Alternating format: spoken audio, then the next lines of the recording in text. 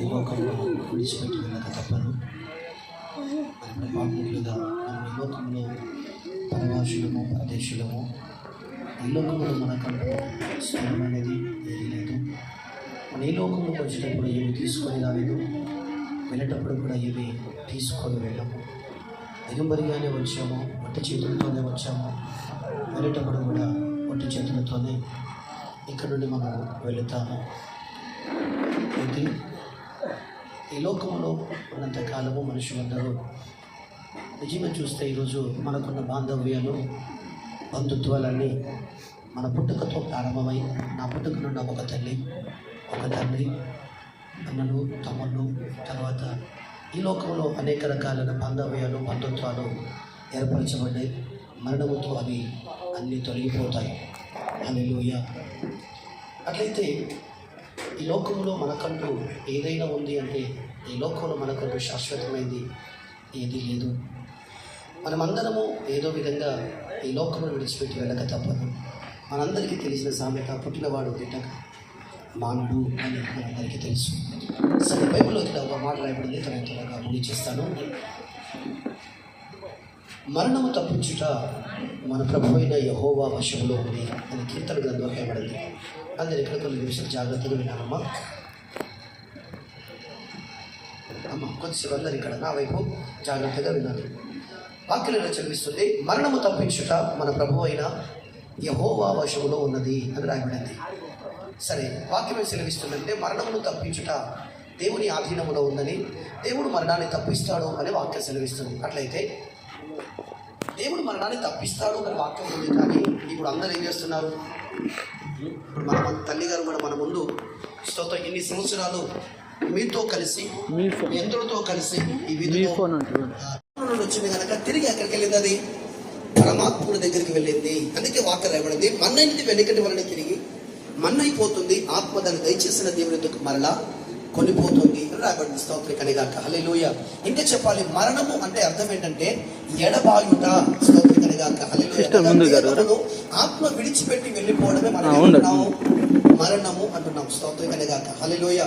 ఇంతవరకు ఆమె జీవితంలో ఆత్మ ఆమెలో ఉంది, కానీ ఎప్పుడైతే గతించిన రాత్రి ఆమె ఆత్మ ఆమె దేహమును విడిచిపెట్టి వెళ్ళిపోయింది. ఇప్పుడు ఆమెలో అంతకు ముందు ఆమెలో ఏముంది? స్తోత్రం. నిన్న ఈ ఉదయకాలం ముందు ఆమె బ్రతికే ఉంది, ఆమెలో ఏముంది? ఆత్మ ఉంది. కానీ రాత్రి ఆమెలో ఉన్న ఆత్మ ఆమెను ఏం చేసింది? విడిచిపెట్టి వెళ్ళిపోయింది. స్తోత్రం కలిగాక. హల్లెలూయా. ఎక్కడికి వెళ్ళింది అంటే వాక్యం సెలవిస్తుంది, మన్నైనది వెనుకటి వలన తిరిగి ఏమవుతుందంట? మన్నైపోతుంది. కానీ ఆత్మ దాన్ని దయచేస్తున్న దేవుని ఎందుకు మరలా అంటే దాని అర్థం ఏంటి? ఎక్కడి నుండి వచ్చిందో తిరిగి అక్కడికి వెళ్ళిపోతుంది అని రాయబడింది. స్తోత్రం కలిగాక. అంటే ఇప్పుడు శరీరములో ఆత్మ ఉంటేనే శరీరానికి విలువ. ఒకవేళ శరీరంలో ఆత్మ లేకపోతే శరీరానికి ఏం లేదు, విలువ అనేదే లేదు. స్తోత్రం కలిగాక. అంతే మాత్రమే కాదు, ఇప్పుడు ఆ తల్లి గారు గతించిన దినం చనిపోయారు కనుక ఇప్పుడు మనం ఈరోజు ఏం చేస్తున్నాము అంటే ఆమెను సమాధి కార్యక్రమం చేస్తాం. అయ్యా ఇంకా 2 రోజులు ఉంచుకుందాం అంటే మనం ఒప్పుకుంటామా? ఇంకో 2 రోజులు ఉంచుకుందాం, ఇంకొక 1 రోజులు ఉంచుకుందాం అంటే ఒప్పుకుంటామా? కారణం ఏంటి? అయ్యో నన్ను మోసింది, నన్ను కన్నది, నవమాసం మోసి నన్ను కన్నది, నన్ను పెంచింది, ఇంతవరకు నన్ను చదివించింది కనుక, ఇంత నన్ను ప్రయోజనాలు చేసింది కనుక నా ఇంట్లో 2 రోజులు ఉంచుకుంటామంటామా? ఎందుకని? హల్లెలూయా. మనం కారణం ఏంటనగా విలువైన ఆత్మ దేహం విడిచిపెట్టి వెళ్ళిపోయింది కనుక ఇప్పుడు స్తోత్రం కనుక కేవలం దేహం మాత్రమే ఇంకా రోజులు అవుతుంది. ఆ దేహం స్తోత్రం కనుక మట్టి పాలైపోతుంది. స్తోత్రం కనుక అట్లయితే ఇప్పుడు ఆత్మ ఎక్కడి వచ్చింది అనగా ఆత్మ దేవుని నుండి వచ్చింది కనుక తిరిగి ఎక్కడికి వెళ్తుంది? దేవుని యుద్ధకే వెళ్తుంది. కనుక వాక్యం రాయబడింది, స్తోత్రం కనుక మరణము తప్పించుట మన ప్రభు అయిన యెహోవా వశం. అంటే మరణం అనేది స్తోత్రం కనుక 2 రకాల మరణం. ఒకటి శరీరం ఉంది, మరొకటి ఏముంది? ఆత్మ ఉంది. స్తోత్రం కనుక అంటే ఇప్పుడు దేవుడు మరణాన్ని తప్పిస్తాను అని వాగ్దానం చేసింది, మరణాన్ని తీసివేస్తాను అని చెప్పింది. స్తోత్రం కనుక శరీరం నుండి ఆత్మ వెళ్ళిపోయే దాని గురించి దేవుడు చెప్పలేదు, కానీ స్తోత్రం కనుక ఆత్మకు మరణం ఉంది. స్తోత్రం కనుక ఏ మరణం ఉంది? ఆత్మకు ఒక మరణం ఉంది. హల్లెలూయా. దానికి వాక్యం సెలవిస్తుంది ఏంటంటే, ఏదెనులో ఆదామును స్తోత్రం కనుక దేవుడు నేల మట్టి నుండి నన్ను నిర్మించి వారి నాసికారంలో దేవుడు జీవవాయువులుగా మానవుడు జీవాత్మగా మార్చబడ్డాడు. సరే, మానవుడు 2 భాగాలు, ఒకటి శరీరం, మరొకటి ఏంటి? ఆత్మ. ఒకటేంటి? శరీరం, మరొకటి ఏంటి? ఆత్మ. శరీరం అనేది మట్టిలో నుండి వచ్చింది కనుక తిరిగి మట్టి నుండి శరీరం తిరిగి మట్టి అయిపోతుంది. కానీ ఈ మట్టిలో ఉన్న ఆ స్తోత్రం కాక ఈ మట్టి గుడారములో ఈ మట్టి దేహములో దేవుడు ఏం పెట్టాడు అనగా ఆత్మను పెట్టాడు. స్తోత్రం కాక. అయితే ఇప్పుడు ఈ ఆత్మ ఎక్కడి నుంచి వచ్చింది అనగా పరమాత్మలో నుండి వచ్చింది. అందుకని నేను మట్టిలో నిర్మించి వారి నాసికరంలో దేవుడు జీవమై ఉండగా మానవుడు జీవాత్మగా మార్చబడ్డాడు. హల్లెలూయా. అంటే ఇప్పుడు మానవుడు స్తోత్రం కలిగాక శరీరం ఉంది, ఆత్మ ఉంది. అంటే ఇప్పుడు స్తోత్రం కలిగాక శరీరంలోను ఆత్మలోను మానవుడు బ్రతుకున్నాడు. కానీ ఎప్పుడైతే మానవుడు దేవుని ఆజ్ఞను అతిక్రమించి ఎప్పుడైతే మానవుడు పాపం చేశాడో పాపం వల్ల జీతం ఏంటి అనగా మరణము అని నాకు స్తోత్రం కలిగాక. అంటే మరణము అంటే అర్థం ఏంటంటే నేను ముందే చెప్పాను. మరణము అంటే ఏంటి? ఎడబాయుట. పక్క దేశంలో అమెరికానే రాలేదు, పక్క దేశంలో చైనా రాలేదు, పక్క దేశంలో రాలేదు. ఇంకోటి మన దేశంలో కరెన్సీ పక్క దేశంలో పనిచేయదు. మనం రూపాయి తీసుకొని పోతాను మన దగ్గరికి. ఇప్పుడు స్తోత్రం కలిగాక ఇప్పుడు పక్క దేశమైన అంగీకరించకపోతే పక్క దేశమైన రానికపోతే దానికి కావాలి పక్క దేశం వెళ్ళాలి అంటే దానికి కావలసిన వీసా పాస్పోర్ట్ నేను అర్హున్నా కాదని ముందు అన్ని నిరూపణ చేసుకున్న తర్వాత నా దేశం రాని. అలాగైతే ఇప్పుడు చనిపోయిన ఆత్మ పరలోకం వెళ్ళాలి అనగా పరలోకం చనిపోయిన అందరూ తీసుకోదు. ఎవరైతే పరిశుద్ధపరచబడ్డారో ఎవరైతే నీతిగా యథార్థంగా పరిశుద్ధంగా జీవించారో వారిని మాత్రమే పరలోకం రాణిస్తుంది. మిగిలిన వారిని పరలోకం అంగీకరించదు. మరి ఎక్కడికి వెళ్తారు అనగా మరొక లోకం ఉన్నది, నరకము. స్తోత్రం కలిగాక. మీకు ఈ సందర్భం నరకం గురించి అర్థం కావాలంటే ఒక విషయం చెప్తాను. బైబిల్లో ఒక వ్యక్తి ఉన్నాడు, అతని గురించి బైబిల్ చెప్తుంది ధనవంతుడు అని రాయబడింది. ఆ వ్యక్తి గురించి ఏమని రాయబడింది? ధనవంతుడు. అతడు స్తోత్రం బ్రతికినంత కాలం బహుగా సుఖపడ్డాడు, బహుగా తిన్నాడు, ఊదా రంగు బట్టలు పట్టుబట్టలు ధరించుకొని బహుగా సుఖపడ్డాడు. స్తోత్రం కలిగి ఒకరోజు ఈ తల్లి గారు చనిపోయినట్లుగా ఆ వ్యక్తి కూడా ఒకరోజు చనిపోయారు. ఆ ఊరిలో పెద్దవారందరూ వచ్చారు, సర్పంచ్ వచ్చారు, ఎమ్మెల్యే వచ్చాడు కదా, ధనవంతుడు కదా, గొప్పవాడు కనుక ఆ దేశంలో వారందరూ గొప్ప గొప్ప ధనికులందరూ వచ్చి ఘనముగా పార్థివ దేహాన్ని స్తోత్రం కలిగాక ఘనముగా తీసుకెళ్ళి ఏం చేశారు? పాతి పెట్టారు. చనిపోయాడు. స్తోత్రం కాక చనిపోయిన మరోక్షణము దేహమనే వీళ్ళందరూ ఊరేగింపు తీసుకెళ్లి పాతి పెడితే ఆత్మ ఎక్కడికి వెళ్ళి తెలుసా? చనిపోయిన మరోక్షణమే పగ మండుచున్న నిత్య నరకాగ్ని గుండములో పడిపోయింది అతని ఆత్మ. అక్కడ కూర్చొని ఏడుస్తా ఉన్నాడు. అప్పుడు ఏడుస్తూ కళ్ళెత్తి చూసినప్పుడు అతని వాకిట ఒక వ్యక్తి ఉన్నాడు. అతని గురించి రాయబడింది పేద లాజరు అని రాయబడింది. ఎవరు రాయబడింది బైబిల్లో? పేద లాజరు అని రాయబడింది. అతడు గురించి బైబిల్ ఇంకా రాయబడింది అతడు దరిద్రుడు అని రాయబడింది. అతడు పేదవాడు. మరి ఇంకెవరి గురించి రాయబడింది? దరిద్రుడు అనబడింది. ఆ దరిద్రుడు అనబడినవాడు, ఆ పేద రాజు అనబడినవాడు అతను బ్రతుకున్నప్పుడు కనీసం తినడానికి సరే తిండిగా లేదు, కట్టుకోవడానికి సరే వస్త్రం లేదు. అయినా స్తోత్రం కాక అతడు కూడా చనిపోయాడు. అతడు చనిపోయేమో అబ్రహాము రొమ్ము అనే పరదేశంలో అబ్రహాము రొమ్మున ఆనుకొని నెమ్మది పొందుచున్నాడు అని రాయబడింది. స్తోత్రం కనేగాక. హల్లెలూయా. ఇద్దరి భూమి మీద జీవించిన వారే ఒకరేమో పరలోకములు అబ్రహాము రొమ్మున కూర్చున్నారు, పరదేశం వెళ్ళి అబ్రహాము రొమ్ము కూర్చొని నెమ్మది పొందుతున్నారు. మరొకరేమో నరకములో యాతన పడుతున్నారు. స్తోత్రం కనేగాక. అంటే ఇప్పుడు ఇద్దరు ఈ లోకంలో చూస్తే ఒకడేమో ధనవంతుడు, ఒకడేమో దరిద్రుడు. దరిద్రుడిగా బతికినప్పటికీ స్తోత్రం కలిగాక ఈ లోకంలో దరిద్రుడిగా బతికాడు, ఈ లోకంలో ఎన్నిక లేని వాడిగా బ్రతికాడు. ఆయన పరలోకంలో ఆ పరదేశంలో అబ్రహాము రొమ్ములో కూర్చున్నాడు. కానీ ధనవంతుడు బాగా బ్రతికిన వాడేమో ఎక్కడ కూర్చున్నాడు? నరకంలో యాతన పడుతున్నాడు. అప్పుడు ఆయన అడుగుతున్నాడు, అయ్యా నా వాకిట ఉన్నవాడు, ఎన్నిక లేనివాడు, దరిద్రుడికి పిలువబడిన వాడు, ఈ లోకంలో ఎవరు పట్టించుకోలేదు, ఆయనేమో నెమ్మది పొందుతున్నాడు, అబ్రహాము కూర్చున్నాడు, మరి నేనేమో యాతన పడుతున్నాను, అక్కడ ఏడుపును పన్ను కొరుకుంటున్న కారణం అంటే అప్పుడు దేవుడు అన్నాడు స్తోత్రం కనేగాక. ఏమన్నాడంటే నువ్వు బహుదినము బహుగా సుఖపడి నువ్వు నీ కొరకు బ్రతికితేవి కానీ నిన్ను పుట్టించిన దేవుడు నేను మర్చిపోయావు. అంత మాత్రమే కాదు, నీ బ్రతికినంతే కాదు, ఏమి తిందుమా, ఏమి తాగుదుమా, ఏమి ధరించుదుమా, ఏమి సంపాదించుదుమా, ఎలా కూడా కట్టుకుందామా అని దీని కొరకు ప్రయాసపడ్డావు, రాత్రి మొదలు కష్టపడి లోకాన్నంతా సంపాదించుకున్నావు. కానీ ఆఖరు నీ ఆత్మను నీ జీవం బ్రతికించుకోలేకపోయావు. నీ ఆత్మకు స్తోత్రం కాక ఇప్పుడు నిత్య నరకం ఉంది. స్తోత్రం కనుక. కానీ పేద లాజరేమో తన లోకంలో ఏమి సంపాదించుకున్నప్పటికీ ఆత్మలో జీవాన్ని సంపాదించుకున్నాడు, నన్ను సంపాదించుకున్నాడు. స్తోత్రం కనుక. కనుక ఇప్పుడు ధనవంతుడేమో నరకములో యాత్ర పడుతున్నాడు, పేద లాజరేమో అబ్రహాము రొమ్మున నెమ్మది పొందుచున్నాడు. స్తోత్రికనేగాక. అట్లయితే చనిపోయిన ప్రతి ఒక్కరు కూడా ఏ విధంగా అయితే ధనవంతుడు లాజరు వలె మనం కూడా అందరం ఒక రోజు స్తోత్రికనేగాక ఈ లోకం విడిచిపెట్టి వెళ్ళక తప్పదు. కానీ ఎవరైతే క్రీస్తు రక్తము చేత కడగబడి పరిశుద్ధపరచబడ్డారో వారినే పరలోకము అంగీకరిస్తున్నారు. వాక్యం రాయబడింది ఏ భేదం లేదు, అందరము పాపము చేసి దేవుడిని గ్రహించి మహిమను పొందలేకపోతున్నాము అని వాక్యం సెలవిస్తున్నట్లయితే నీకు ఏ కులమైనా, ఏ జాతి అయినా, ఏ మతమైనా, ఏ వర్గమైనా, స్త్రీ అయినా, పురుషుడైనా, నువ్వు ఎవరైనా పర్వాలేదు, మనమందరము పాపులము అని వాక్యం సెలవిస్తుంది. ఏ భేదం లేదు, అందరూ పాపము చేసి దేవుడిని గ్రహించి మహిమను పొందలేకపోతున్నారు అని రాయబడింది. అట్లయితే ఇప్పుడు పాపములో జీతం మరణము అని రాయబడి స్తోత్రం. అట్లయితే ఇప్పుడు మనందరిలో పాపం ఉంది, మనమందరం పాపం చేసిన వారం. ఈ పాపములో జీతం ఏంటనగా నిత్య నరకము అనగా మరణము. స్తోత్రం కనుక. ఏ మరణము? శరీర మరణం గురించి కాదు, ఆత్మీయ మరణము. స్తోత్రకనే గాక. హల్లెలూయా.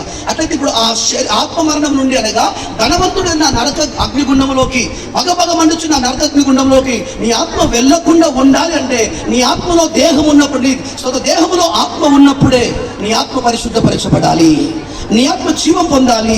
ఎవరైతే స్తోత్రం గాక క్రీస్తు రక్తం చేత కడగబడతారు. అందుకని యేసు ఈ లోకానికి వచ్చింది ఒక మతాన్ని స్థాపించడానికో ఒక వర్గాన్ని స్థాపించడానికో యేసు రాలేదు. కానీ స్తోత్రం గాక అపరాధము చేతను పాపము చేతను చనిపోయిన మానవుని, నెమ్మది లేకుండా శాంతి లేకుండా సమాధానం లేకుండా పాపము చేత తరమబడుతున్న మానవుని పాపము నుండి శాపము నుండి దరిద్రత నుండి విడిపించుట కొరకే యేసు ఈ లోకానికి వచ్చాడు. ఎవరైతే స్తోత్రం నేను పాపం చేస్తానో, నాలో పాపం ఉంది, నా జన్మ కర్మ పాపము నుండి నేను విడుదల పొందాలి, స్తోత్రం గాక నేను నిత్య జీవం ప్రభుత్వాన్ని నిరంతరం జీవించాలి అని ఎవరైతే ఆశపడుతున్నారో అలాంటి వారి కొరకు దేవుడి లోకానికి వచ్చి నీ స్తోత్రం గాక నీ పాపమును నీ శాపమును ఆయన భరించి నీ కొరకు ఒక్కవలసిలో మరణించాడు. అందుకే రాబడింది, ప్రయాసపడి పాప భారాన్ని మోసుకుపోతున్న సమస్త జనులారా నా యొద్దకు రండి, నేను మీకు నెమ్మదినిస్తాను, నేను మీకు శాంతినిస్తాను, అంత మాత్రమే కాదు నేను మీకు నిత్య జీవం ఇస్తాను అని రాయబడింది. స్తోత్రం గాక. అయితే ఎవరైతే యేసు ఎదుకు వస్తున్నారో, ఎవరైతే యేసును అంగీకరిస్తున్నారో వారికి నిత్య జీవిస్తారు. కనుక అయితే దినములో తల్లిగారు స్తోత్రం గాక తన పాప జీవితాన్ని ప్రభుత్వంలో ఒప్పుకొని తన పాపాన్ని విడిచిపెట్టి బాప్తిసం తీసుకొని క్రీస్తును అంగీకరించింది కనుక ఈమె ఆత్మ స్తోత్రం గాక దేవునితో అనగా స్తోత్రం గాక పరదేశంలో ప్రభుతో ఉన్నదని మేము నమ్ముచున్నాము. స్తోత్రం గాక. ఎవరైతే ఈ విధంగా క్రీస్తు రక్తం చేత కడగబడి పరిశుద్ధపరచబడి తమ పాపములు ఒప్పుకొని యేసు రక్తం చేత కడగబడ్డారో వారు స్తోత్రం వాక్యం రాయబడింది, ఎప్పుడు స్తోత్రం యేసు రక్తము మన స్తోత్రం గాక నీతిమంతులుగా చేస్తుంది అని రాయబడింది. అంత మాత్రమే కాదు, యేసు స్తోత్రం గాక యేసు ద్వారా మనం ఉగ్రత నుండి తప్పించుకుంటాము అని రాయబడింది. అంత మాత్రమే కాదు, యేసు ద్వారా మనం సమాధాన స్థితి కలిగి ఉన్నాము అని రాయబడింది. అట్లయితే ఎవరైతే యేసుని కలిగి ఉన్నారో, ఎవరైతే యేసులోకి వస్తున్నారో వారు ఉగ్రత నుండి తప్పించుకుంటారు, పాప శిక్ష నుండి తప్పించబడి స్తోత్రం గాక దేవునితో ఆ లాజరు దేవునితో సమాధాన స్థితి కలిగి ఉన్నట్లుగా మనము కూడా ఆ దేవునితో సమాధాన స్థితి కలిగి ఉంటాము. హల్లెలూయా. కనుక ఈ దినం ఎవరైనా ఇంకా పాపములో జీవిస్తూ పాపములోనే బ్రతుకుతూ పాపములోనే స్తోత్రం గాక ధనవంతులుగా జీవిస్తున్నట్లయితే నీకు నిత్య నరకము తప్పదు. కనుక ఈ రోజు స్తోత్రం గాక యేసు నీ జీవితంలో అంగీకరించినట్లయితే స్తోత్రం గాక దేవుడు స్తోత్రం గాక నీ పాపాలు క్షమించి నీ పాపము తీసి రక్తం చెక్కు నిన్ను కడిగి పరిశుద్ధపరిచి నీకు నెమ్మదిని శాంతిని అంత మాత్రం కాదు నిత్య జీవుడు దేవుడు అనుగ్రహిస్తాడు. ఈ మాటలు దేవుడు దీవించును గాక. మూడు నాళ్ళ ముచ్చట కోసం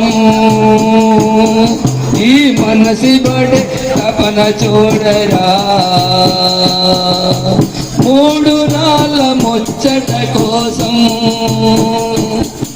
ఈ మనసి బడే తపన చూడరా,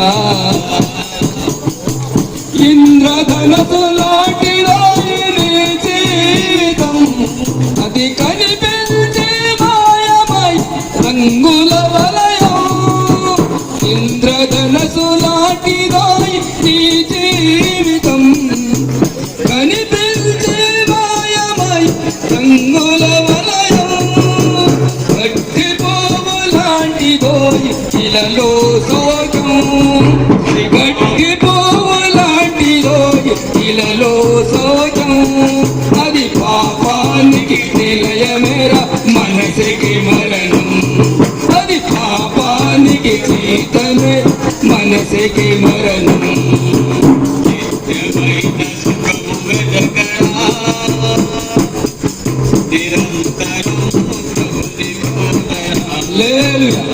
నిరంతరం సమయం ఇదేది కనుక నీ కొరకు శీలలు కొట్టబడి, నీ కొరకు మేకులు నట్టబడి, నీ కొరకు చనిపోయి తిరిగి లేపబడి నీ కొరకు ఎదురు చూస్తున్నాడు.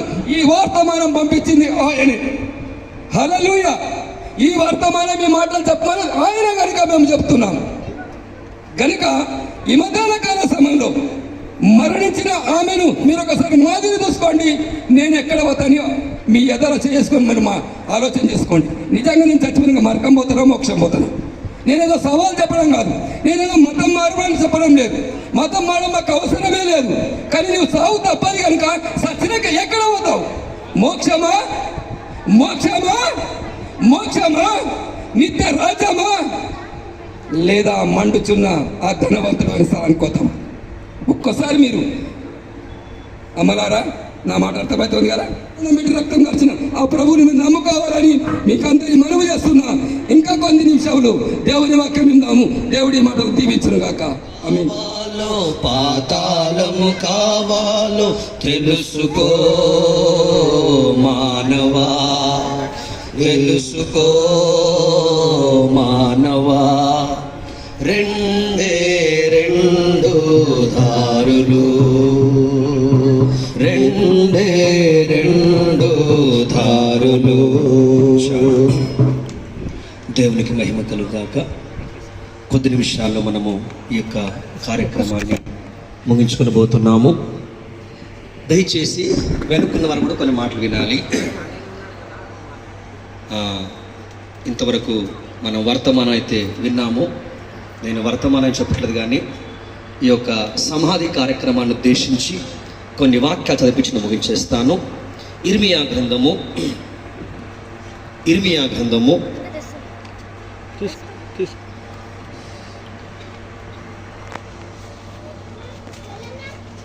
22వ అధ్యాయము 19వ వచనము.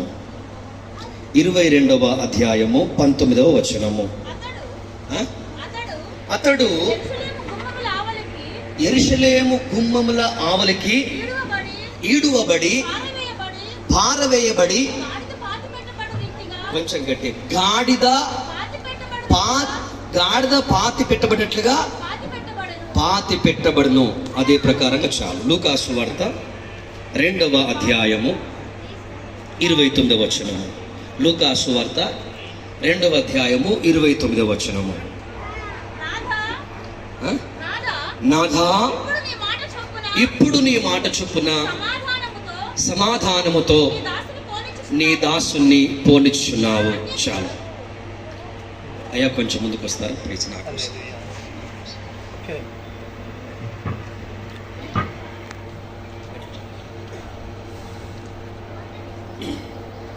మా సహోదరులు సంతోష్ వారు ఉదయం నాకు మార్నింగ్ 5:30 గంటలకు ఫోన్ చేశారు.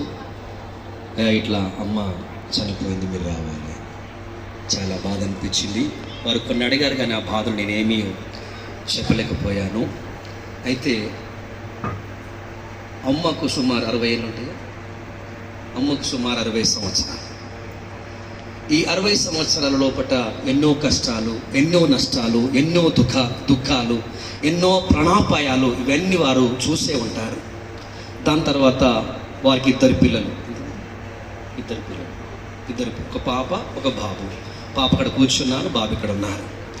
అయితే ఈ కుటుంబము వీరి నాన్నగారు, వీరి అమ్మగారు, వీరిద్దరు పిల్లలు కూడా ప్రభు అయినటువంటి యేసుక్రీస్తునందు విశ్వాసం ఉంచారు, ప్రభువును అంగీకరించారు. ఒక మాట చెప్పాలంటే, వీరి నాన్నగారు, వీరి అమ్మగారు, వీరి యొక్క ఈ బ్రదరు, తర్వాత వారి యొక్క సిస్టరు, వీళ్ళందరూ కూడా బాప్తిజం తీసుకున్నారు. ఏం తీసుకున్నారు? కొంచెం వినండి. ఏం తీసుకున్నారు? బాప్తి తీసుకున్నారు.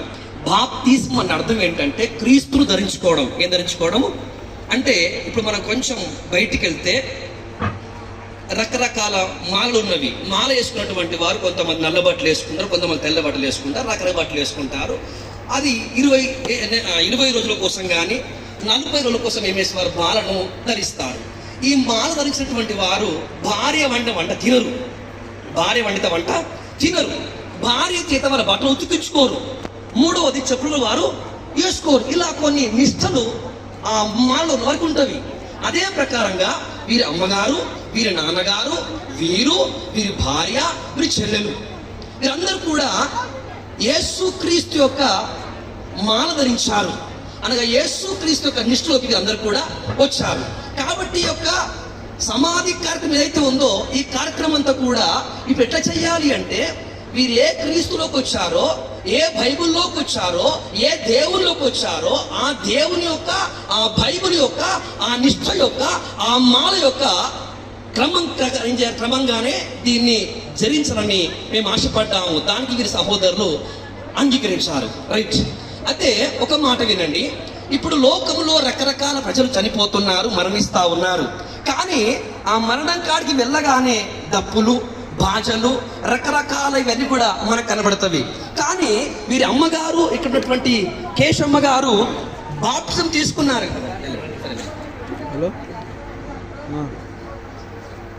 బాప్తిజమును తీసుకున్నారు కనుక, బాప్తిజం తీసుకున్నారుగా క్రీస్తు యేసు అనేటటువంటి మాలను వీరు క్రీస్తు యేసు యొక్క మాలను వీరు ధరించారు కనుక ఇప్పుడు కుల సంబంధమైన, మత సంబంధమైన, ఆచార సంబంధమైంది ఏది కూడా చేయొద్దు అని దేవుని లేఖనము సెలవిస్తా ఉంది. అయితే ఒక రాజు ఉన్నాడు. ఆ రాజు ఆయన చనిపోయినప్పుడు ఒక మాట రాయబడింది, గాడిదను పాతి పెట్టినట్లే ఆయనను పాతి పెట్టండి అని వాక్యం సెలవిస్తా ఉంది. అంటే ఈయన రాజే, ఈయన ఒక దేశానికి రాజే, అయినప్పటికీ దేవుని వాక్యం సెలవిస్తుంది ఒక మనిషిని పాతి పెట్టినట్టు కాదు కానీ, ఒక రాజును పాతి పెట్టినట్టు కాదు కానీ, ఒక చచ్చిపోయినటువంటి గాడిదను పాతి పెడితే ఎలా పాతి పెడతారో అలాగా పాతి పెట్టండి అని దేవుని లేఖనము సెలవిస్తా ఉంది. ఇంకో ఆయన ఉన్నాడు, ఆయన పేరు సిమియోను. ఈయన దేవుని అందరి భయభక్తులు ఉన్నటువంటి కుమారుడు, దేవుని యొక్క దాసుడు. అట్లయితే ఈయన కూడా మన మానవ వలె మారుమనసు పొందుకొని దేవుని అందరి భయభక్తులు కలిగి ఉన్నటువంటి వ్యక్తి గనక అతడు సమాధానముగా, ఆనందముగా ఆయన పరలోక రాజ్యానికి, దేవుని రాజ్యానికి వెళ్ళినట్లుగా మనము చూస్తా ఉన్నాం. కాబట్టి క్రైస్తవులు ఎవరు అంటే పాప క్షమాపణ పొందిన వారు. క్రైస్తవులు ఎవరు అంటే అబ్రహాము రొమ్ములోకి వెళ్ళినటువంటి వారు. క్రైస్తవులు ఎవరు అంటే భూమిలో ఒక విత్తనాన్ని విత్తితే అది మరలా తిరిగి ఎలా లేస్తుంది అన్నటువంటి ఒక నిరీక్షణ, ఆశ ఉంటుందో అదే ప్రకారంగా ఇప్పుడు వాక్యం అంటుంది, ప్రభువు నందు నిద్రించిన వారు ధన్యులు అని వాక్యం సెలవిస్తుంది. హల్లెలూయా, గట్టి హల్లెలూయా, గట్టి హల్లెలూయా. అనగా వ్యవసాయం చేయవారు విత్తనాన్ని భూమిలో పెట్టినప్పుడు అది ఖచ్చితంగా వారం రోజులుగా తిరిగి మరలా అది భూమిని చీల్చుకొని అది బయటికి వస్తుంది. అయితే ఇప్పుడు మేమందరం కూడా మానమ్మ చనిపోయింది అని అనట్లేదు. మేము బైబిల్ అంటుంది, ఎవరైతే మారుమనసు పొందుకున్నారో, బాప్టిజం అనేటటువంటి ఆ యొక్క నిష్ఠలోకి వచ్చేసారో వారు ఎప్పుడు చచ్చిపోతామని మీకు అర్థం కాదని మేము మాట్లాడినప్పటికీ వాక్యం సెలవిస్తూ ఉంది, వారు ప్రభువు నందు నిద్రించారు. అనగా వారు ఇప్పుడు నిద్రలో ఉన్నారు. అయితే చనిపోయినటువంటి ఈమె మరలా ఒక రోజు ఖచ్చితంగా ఆ యొక్క సమాధి తెరబడుతుంది, ఆమె తిరిగి మరలా బయటికి రాబోతుంది. ఒక మాట చెప్పి ముగించేస్తాను. చాలా మందికి మరణము అంటేనే ఒక ముగింపు అనుకుంటున్నారు. దేవునికి స్తోత్రం. అమ్మ మాట్లాడొద్దు దయచేసి. మరణము అంటే ముగింపు అనుకుంటున్నారు. అయితే మరణం అనేది ముగింపు కాదండి. ఒక మాట చెప్తున్నాడు దయచేసి. మనము పుట్టినప్పుడు మన తల్లి మన తండ్రి అరిచేతుల్లో పట్టుకున్నారు.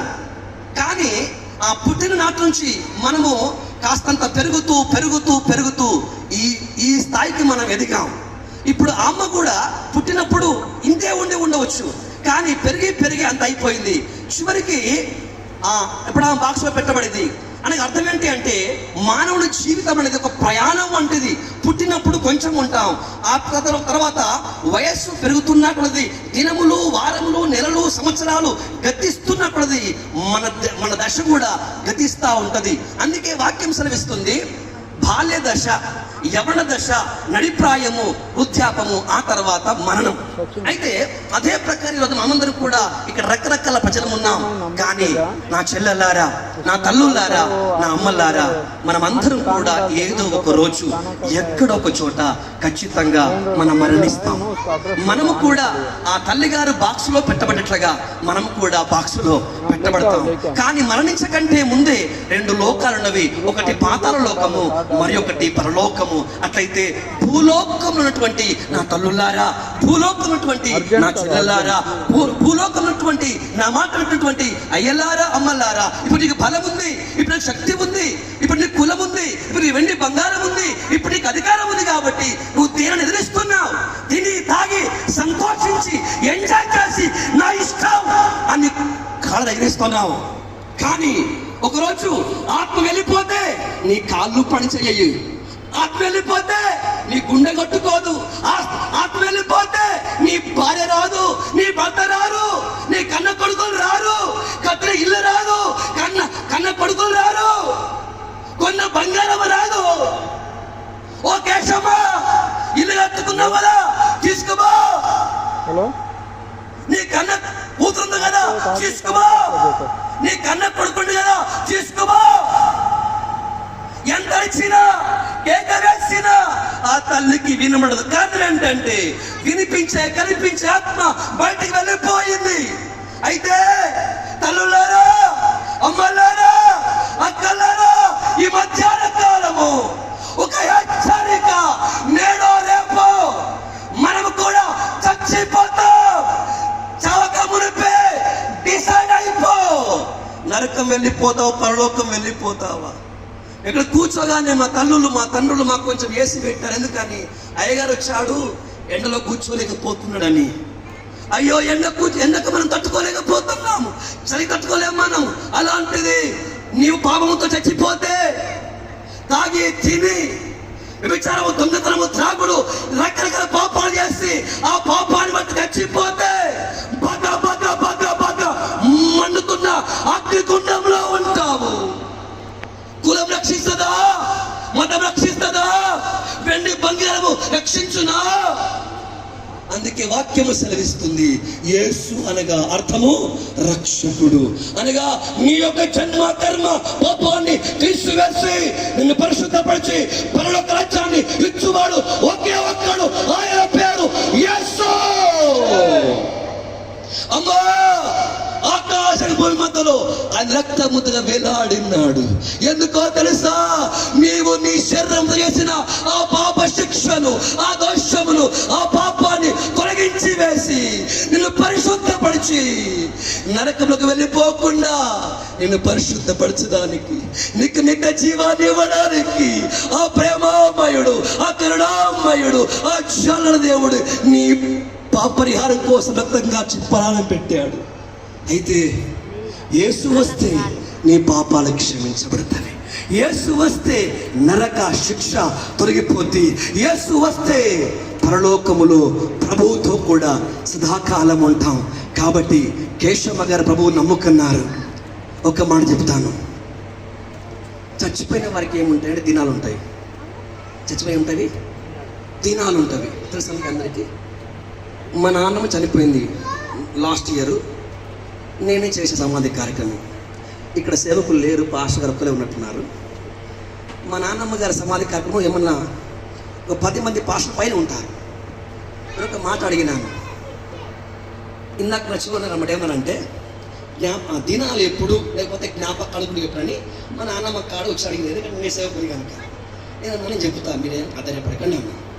అప్పుడు లేచి చెప్పడేమంటే, సేవకు అందరూ కూడా కిష్టమ్మగా చనిపోలేదు, కిష్టమ్మగా ప్రభువునందు నిద్రించని చెప్పాను. చచ్చిన వారికి ఏం చేయాలి? దినాలు చేయాలి, జ్ఞాపకాలుగా చేయాలి. ఓకే, అలాగైతే ఇప్పుడు మా నాన్నమ్మ గారు చచ్చిపోలేదు, ప్రభువును నిద్రించారు. మరలా ప్రభువు మాకిష్టమని తీసుకొని వస్తారు, మీరే సాక్ష్యం ఇచ్చారు. కాబట్టి మా నాన్నమ్మ గారు చచ్చిపోయినది మీరు నమ్మితే దినాలు చేయండి, లేకపోతే జ్ఞాపకం గుడిగా చేయండి. లేదు, మా నాన్నమ్మ గారు పరలోకంలో ఉన్నారు, ప్రభుతో ఉన్నారు. అబ్రహాం, ఇస్సాకు, యాకోబు, దానియేలు, దావీదు, పేతురు, యోహాను, యాకోబులతో కూడా ఆమె ఇప్పుడు ఉంది. రేపో మాపో అని ఆ కడపూర వదిలినప్పుడు దేవుడు సంఘములు ఆమెను కూడా తీసుకొని వస్తున్న ఆ విశ్వాసం, ఆ నిరీక్షణ మీకు ఉంటే ఏమీ లేవని చెప్పారు. నిజమైన క్రైస్తవుడు, నిజమైన భక్తి గలవాడు జ్ఞాపకార్థకుడికి చేయడు.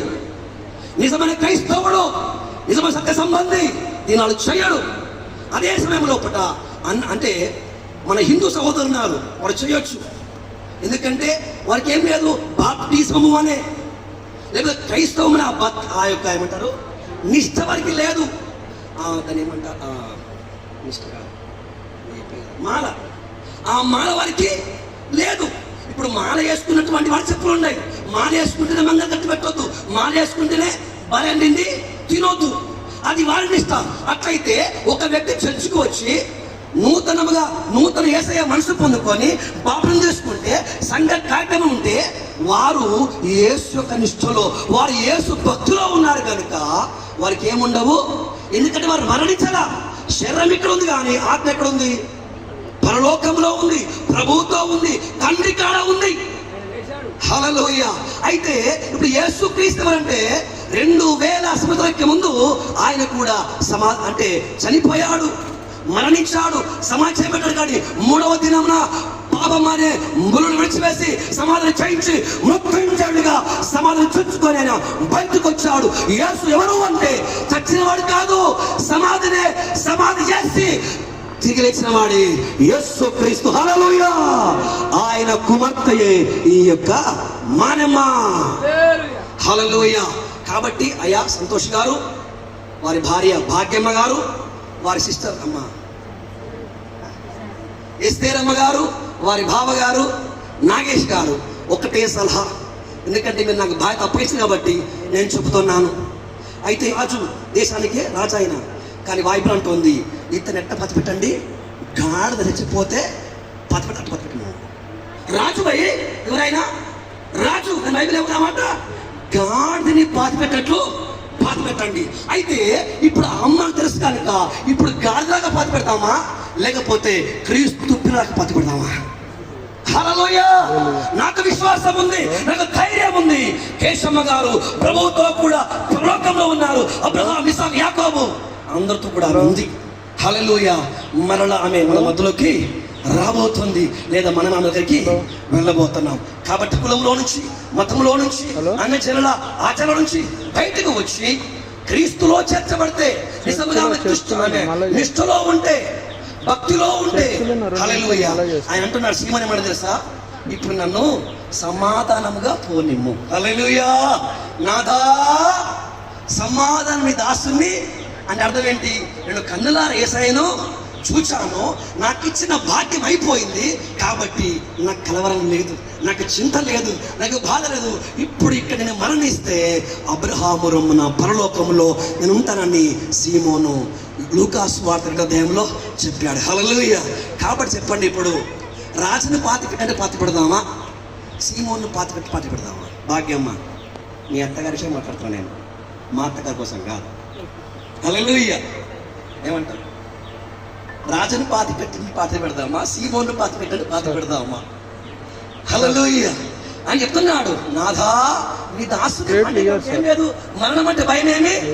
ఎందుకంటే మరణం అంటే భయం, కానీ క్రైస్తవునికి ఏం లేదు మరణం అంటే భయం. ఎందుకంటే పాప క్షమాపణ పొందాం, ప్రభులో ఉన్నాం, ఆత్మలో జీవాన్ని పొందుకున్నాం. కాబట్టి ఎప్పుడు పరలోకం వెళ్ళిపోతాం. ఒక్క మాట పూజేస్తాను, మీ అందరికీ ఆధార్ కార్డులు ఉన్నాయి కాబట్టి శరీరానికి కులం ఒకటి ఉంది, శరీరానికి ఒక రేషన్ కార్డు ఒకటి ఆధారం ఉంది. అదే ప్రకారంగా పాపానికి క్షమించండి, ఆత్మ కూడా ఆధార్ కార్డు ఉంటుంది, అంటే అడ్రస్ ఉంటుంది అనమాట.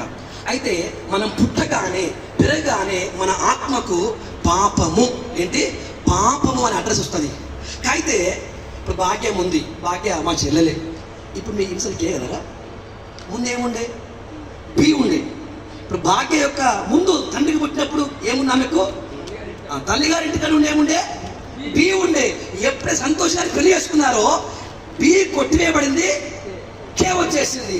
అయితే మేము మా తల్లికి పుట్టినప్పుడు మాకు పాపం అని అడ్రస్ ఉండే మా ఆత్మకు. కానీ ఎప్పుడైతే యేసు క్రీస్తు ప్రభులోకి వచ్చామో ఆ ప్రభు జన్మ కర్మ పాపాలు అనే ఆ యొక్క పాపాన్ని కొట్టివేసి అడ్రస్ కొట్టివేసి జీవము, పరలోకము, నీతిమంతులు నా కుమారుడు అనే అడ్రస్ మన దేవుడు మాకు ఇచ్చాడు. హల్లెలూయా. కాబట్టి చచ్చిపోతే లేకపోతే ఇప్పుడు చక్కగా పరలోకం వెళ్ళిపోతా. హల్లెలూయా.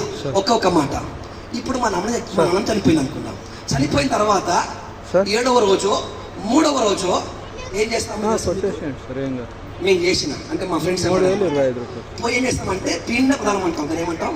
పిండ ప్రధానం. ఆ చేసి అంటే కావు అని పిలవాలి. కాకులు వచ్చి ఏం చేస్తాయి, తింటాయి. అంటే అర్థం ఏంటి, మా నాన్నమ్మ మా తాతగారు ఏం చేశారు, కాకిలో వచ్చి తినిపోయింది, ఆప్యాదించింది. కానీ మా నాన్నమ్మ కాకి రాదు, పండుగ రాదు, ఎలుగుగా రాదు. ఎందుకంటే మా నాన్నమ్మ పరలోకం పోయింది. హల్లెలూయా. ఆయన మరలా తిరిగి రావాలి అంటే ప్రభుతోనే వచ్చును, సంఘముతోనే వచ్చును. అప్పుడు రాదు, అప్పుడు విశ్రాంతిలో ఉంటారు. కాబట్టి అయ్యలారా, అమ్మలారా, మనందరం పాపలము. పాపాన్ని బట్టి మనందరికీ నరకంలోకి వెళ్ళిపోతున్నాం. ఆ పాపాన్ని, శాపాన్ని తీసివేసి మనల్ని పరిశుద్ధపరిచి పరలోక రాజ్యవారసు చేయడానికి యేసుక్రీస్తు 3 మెట్ల పైన గొల్గొతా కొండలో కలువరి రక్తంగా ఆ యేసు నామం అంగీకరించింది. మీరందరూ కూడా మీ పాప క్షమాపణ కొరకు ప్రభువుని మిమ్మల్ని ప్రేమిస్తున్నాడు. నువ్వు ఏమో అవసరం లేదు, ప్రభువు అనే పాపిని నా పాపాన్ని క్షమించు. ఇప్పుడు భూలోకంలో ఉన్నాను, ఈ భూలోకంలో కంటే ముందే ఆ పరలోకం చేర్చుకొని ఆయన నన్ను కావాల్సిన నీతిమంతులుగా నన్ను చేయము అని ఒక్క మాట పలికితే చాలు. దేవుడు ఆ కృప నీకు ఇవ్వబోతున్నాడు. రెండు కళ్ళు మూసుకోండి, చిన్న ప్రార్థన చేసుకొని ముగించేస్తాను. Hallelujah, hallelujah, hallelujah, hallelujah. Praise the Lord, praise the Lord. Hallelujah, hallelujah, hallelujah. Praise the Lord, praise the Lord, praise the Lord. అయితే ఈ ముందుకెళ్ళకంటే ముందు ఈ చెప్పినటువంటి వాక్యాలు బట్టి మన మధ్యనటువంటి స్టీవెన్ పాస్టర్ గారు ప్రార్థన చేస్తారు. ఆ తర్వాత మనము ఈ కార్యక్రమాన్ని ముందుకెళ్ళి తీసుకెళ్దాం. స్తోత్రం, హల్లెలూయా. ప్రార్థన చేద్దాం. పరిశుద్ధుడా, పరిశుద్ధుడా, పరిశుద్ధుడా, పరిశుద్ధుడా, మమ్మల్ని మిక్కిలిగా ప్రేమిస్తున్న పరలోకమందున్న తండ్రి, సర్వాధికారి, సజీవుడా, ఉన్నతమైన మీ నామాన్ని బట్టి మీకు కృతజ్ఞతలు చెల్లిస్తూ ఉన్నాం. ప్రభా, ఈ మధ్యాహ్న కాల సమయంలో అయ్యా మా మధ్యలో ఈ దినమను ప్రభా తన యాత్రను ముగించుకొని నీ సన్నిధిలో ప్రవేశించిన ప్రియ తల్లి గారిని ప్రభా మనమ్మ గారిని తనని గుర్తు చేసుకుంటూ ఉన్నాం. తండ్రి, తాను వెళ్ళిన త్రోవలో మేము కూడా తండ్రి వెళ్ళవలసి ఉంది. నరుని జీవితకాలం ఈ లోకములో స్వల్పమైనది ప్రభా. నీటి మీద తేలుతూ ఉన్న నీటి బుడగ వంటి మా జీవితాన్ని మీరు జ్ఞాపకం చేసుకొనండి. దయ కలిగిన మాకన్న తండ్రి, సహాయం చేయండి ప్రభు. ఈ దినం మన జరుగుతూ ఉన్న అయా ఈ భూస్థాపన కార్యక్రమం అంతట్లో కూడా మీరు తోడుగా ఉండండి. దయ కలిగిన మాకన్న తండ్రి, తన శరీరమును అయా మేము పాత పెట్టడం లేదు, కానీ అయా విశ్వాసముతో అయా మేము భూములు విత్తబోతూ ఉన్నాం. నిరాకడ వేళ ప్రభా అయా నీకు స్తోత్రములు తండ్రి. ఒకానొక దినమున మార్పు చెంది ప్రభా నీ బిడ్డ సజీవరాలుగా మార్చబడుతూ ఉంది. అయా ఇటువంటి ఒక గొప్ప నిరీక్షణ క్రైస్తవులుగా బ్రతుకుతున్న మాకు మీరు అనుగ్రహించినందుకు మిమ్మల్ని మేము గణపరుస్తూ ఉన్నాం ప్రభా. ఇంకా ఈ నిరీక్షణ లేకుండా అయా ఎవరైతే తండ్రి దుఃఖ స్థితిలో ఉంటున్నారో వారిని జ్ఞాపకం చేసుకునండి. నీవే రక్షకుడు అని గుర్తెరుగునట్లుగా అయ్యా నీ ఒక్కడివే తండ్రి పాపమును విడిపించగలిగిన పరిశుద్ధ దేవుడవని తండ్రి ఎరుగునట్లుగా ఈ స్థలములో ఉన్న ప్రజల జీవితాల్లో గొప్ప కార్యాన్ని చేయండి. ప్రభానికి స్తోత్రములు తండ్రి. కుటుంబాన్ని, విడవబడ్డ కుటుంబాన్ని మీరు ఆదరించండి ప్రభా. బంధుమిత్రులు కూడా తండ్రి ఆదరణ కలిగించండి. ముందున్న కార్యక్రమాన్ని మరొక్కసారి పరిశుద్ధాత్మడ మీ చేతులకు అప్పగిస్తూ ఉన్నాం. విత్తబడ్డ ఆలోచనను మా జీవితాల్లో అయా ఫలభరితంగా మార్చి మహిమ, ఘనత, ప్రభావాలు మీరే పొందుమని యేసు నామములో ప్రార్థిస్తున్నాను తండ్రి. ఆమేన్. వ్యర్థమైన ఆలోచన మొత్తం సమస్తం పాతిపెట్టినాను. ఆ రోజు నుంచి నేటి వరకు కూడా నాలో ఉన్న ఏ విషయమైనా నేను తప్ప నాలో నేను లేరు, నాలో క్రీస్తు ఉన్నాడు. స్టిల్ ఈ రోజు వరకు కూడా అందరి ముందు నేను చెప్తున్నాను. ఏ రోజు కూడా నాలో చిన్న అపవిత్ర వచ్చిన నా దేవుడు ఉన్నాడని ఒక నమ్మకం ఉంది. అదేవిధంగా నేను కోరుకునేది ఒకటే, ప్రభా సాధారణంగా లోకంలో ప్రతి ఒక్కరికి భార్య దొరుకుతుంది, నాకు ఒక మంచి భార్య కావాలి అన్నప్పుడు కూడా దేవుడిని ఏ విధంగా కోరుకున్నాను, దేవుడు అదే విధంగా కోరుకుంటాడని నమ్ముతున్నాను. అదేవిధంగా నాకు ఒక దేవుని కుటుంబం కావాలనుకున్నాను. అదేవిధంగా దేవుని కుటుంబం కూడా దొరికింది. దీన్ని బట్టి చాలా సంతోషిస్తున్నాను. మాకు కావాల్సినంత డబ్బు మా దగ్గర లేకపోవచ్చు, మేడ విద్యలు కలిగిన అత్తగారు మాకు లేకపోవచ్చు, ధనాపేక్ష కలిగిన అత్తగారు నాకు లేకపోవచ్చు, బహుశా నేను వచ్చినప్పుడల్లా పోయిన మటన్ చికెన్ పెట్టే అత్తగారు నాకు లేకపోవచ్చు, బహుశా మంచి కార్లో తీసుకొచ్చే అత్తగారు కానీ, మంచిగా వచ్చినప్పుడు మందు, బిర్యానీ నీరిపించే బామ్మని నాకు లేకపోవచ్చు, బహుశా నోటితో మనస్ఫూర్తిగా ప్రేమించే నాకు ఒక మంచి ఫ్యామిలీ దొరికిందని సంతోషపడుతున్నాను. నేను డబ్బును బట్టి, ధనాన్ని బట్టి నేను ఆశపడే నాకు కొంతమంది ఉండొచ్చు, కానీ ఇప్పుడు లేదు. నాకు ఒకటే, నేను నా క్రీస్తు తప్ప నాకు ఈ లోకం లేదు నేను ఆశిస్తున్నాను. అలాంటి వారి కూతురే నాకు ఇచ్చి మ్యారేజ్ చేశారు. దీన్ని బట్టి సంతోషిస్తున్నాను. వచ్చినప్పుడైనా మా అత్తమ్మ అయినా మా మామగారైనా అందరి గురించి చెప్తున్నాను, నా వయసులో మా మామగారు చాలా పెద్దోడైనా తలదించుకొని 2 చేతులు జోడించి నమస్కారం అయినా ప్రజలైనా వంగి నమస్కారం చేసేవారు. అంటే ఈ లోకంలో సాధారణంగా ప్రతి ఒక్క అల్లుడికి చేస్తారు. అలాంటి నమస్కారం అయితే నాకు కాదు. మర్యాదపూర్వకంగా శరీర సంబంధం చిన్నోడు కావచ్చు, కానీ ఆత్మలో పెద్దోడైన ఒక మనసుతో చేతను నమస్కరించి వంగి నమస్కారం చేసేవారు మా మామగారు. స్టిల్ ఈ రోజు వరకు కూడా కనబడితే మేమే వచ్చేవనైనా అని 2 చేతులు పెట్టి తన వయసులో పెద్దోడైనా చేతులు వంచి నమస్కారం చేస్తాడు. మా అత్తమ్మగారు కూడా వచ్చినప్పుడు నాయనా వచ్చినవా అని మనస్ఫూర్తిగా పిలిచేది. కానీ స్టిల్ నెక్స్ట్ ఒకవేళ ఇంటికి వస్తే ఆ పిలిచే పిలుపు లేదు, ఒక భాగంగా ఉంది, అంత పిలిచే లేదు. ముందు అలా ఆ పిలుపు మాత్రమే దూరం అయ్యాను. ఇంతకు మించి ఈ కుటుంబం అయితే దేవుళ్ళో ఇక ముందుకెదగాలని, అదేవిధంగా ఇక్కడ ఉంటున్న బస్తీవాసులు కానీ మీరు కూడా ఈ కుటుంబం ఎలా ఉంది, అన్నజల్లో ఉన్న కుటుంబం దేవుళ్ళలోకి వెళ్ళిపోయిన తర్వాత ఎలా ఉంది, దయచేసి మీరు కూడా గ్రహించాలి. లోకంలో ఉన్నప్పుడు తింటున్నాం, తాగుతున్నాం, సుఖపడుతున్నాం, శరీర సంబంధంగా అన్ని విధాలుగా ఉంటున్నాం. నిజంగా మీరు ఏ మార్గంలో వెళుతున్నారు, మీరు వెళుతున్న మార్గం సరైనదేనా? లోకానికి విరుద్ధంగా ఉండొచ్చు, లోకానికి అంటరానిగా ఉండొచ్చు, లోకానికి ఒక మాదిరికరంగా లేకపోవచ్చు. కానీ ఈ కుటుంబం ఇక్కడ నిలబడిన వారు దేవునికి దగ్గరగా ఉన్నారని గ్రహిస్తే బాగుంటుంది. బహుశా దేవునికి దగ్గరైన వారు ఈ లోకాన్ని ఒప్పుకోదు, అయినా పర్వాలేదు ఈ కుటుంబం మేము దేవునికి దగ్గరగా ఉండాలని ఆశపడుతున్నాం. కాబట్టి ఈ ప్రాంతవాసులు కూడా ఒక్కసారి గ్రహిస్తే బాగుంటుంది. నేడో రేపో మనందరం చనిపోతాం. కాబట్టి దేవునికి దగ్గరగా ఉండాలని ఒక మనసు మీ అందరికి రావాలని దయతో కోరుచున్నాను. ఇక్కడ ఉన్నవారు ఎవరు కూడా శాశ్వతంగా ఉండరు. ఆ తల్లి గారు నిద్రపోయినట్టుగా రేపమాపం మీరు కూడా మనమందరం కూడా నిద్రపోతాం.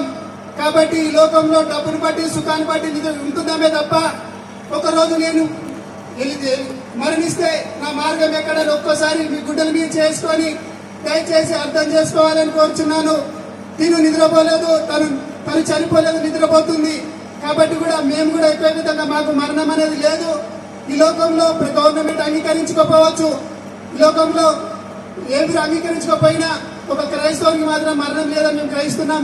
అదే మార్గంలో నేను, నా కుటుంబం, ఇక్కడ ఉన్న వాళ్ళందరం కూడా అదే మార్గం వెళ్తున్నాం. కాబట్టి ఇక్కడ ఉన్న బస్తీవాసులు కూడా ఒకసారి గ్రహిస్తే బాగుంటుందని చిన్న సాక్ష్యం.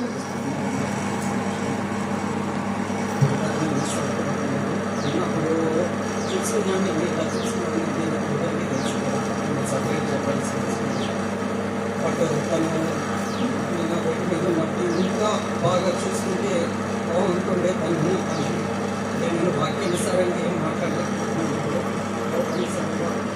నేను మిస్ అవుతున్నాను. ఇప్పుడు అమ్మ లేదు, ఎక్కడి నుంచి ఉన్నది అంటే ఊహ తట్టుకోలేదు. చెప్పి వల్ల నా వల్ల కానీ మాట్లాడలేదు.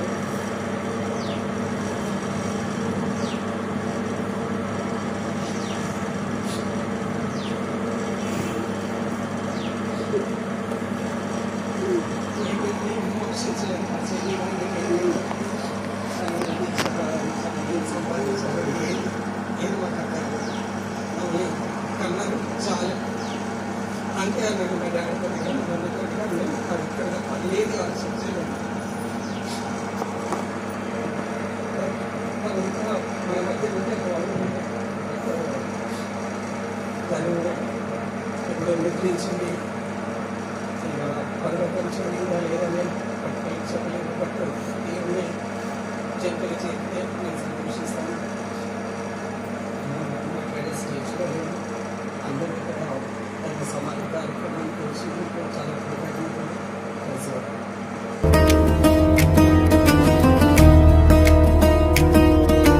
వెళ్ళుచున్నాము మేము వెళ్ళుచున్నాము, వెళ్ళుచున్నాము మేము వెళ్ళుచున్నాము. ఇరుకైన మార్గంలో బలమైన నిరీక్షణతో, ఇరుకైన మార్గంలో బలమైన నిరీక్షణతో చేరుకుంటాము పెళ్లి కుమారుని, పట్టుకుంటాము నిత్య జీవాన్ని, చేరుకుంటాము పెళ్లి కుమారుని, పట్టుకుంటాము నిత్య జీవాన్ని. సరిమంచిది చేగల ప్రాంతంలో సేవిస్తున్నటువంటి పాస్టర్ నాజర్ గారి గురించి పాఠం చేస్తారు. ఆ తర్వాత మనము ముందుకు సాగిపోతాం. ముందు రండి.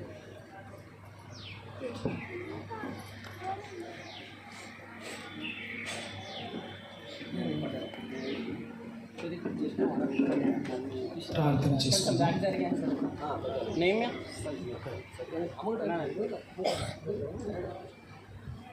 దేవుని నామమునకు స్తోత్రం కలుగుగాక. మరి తల్లి మన మధ్యన లేకపోవడము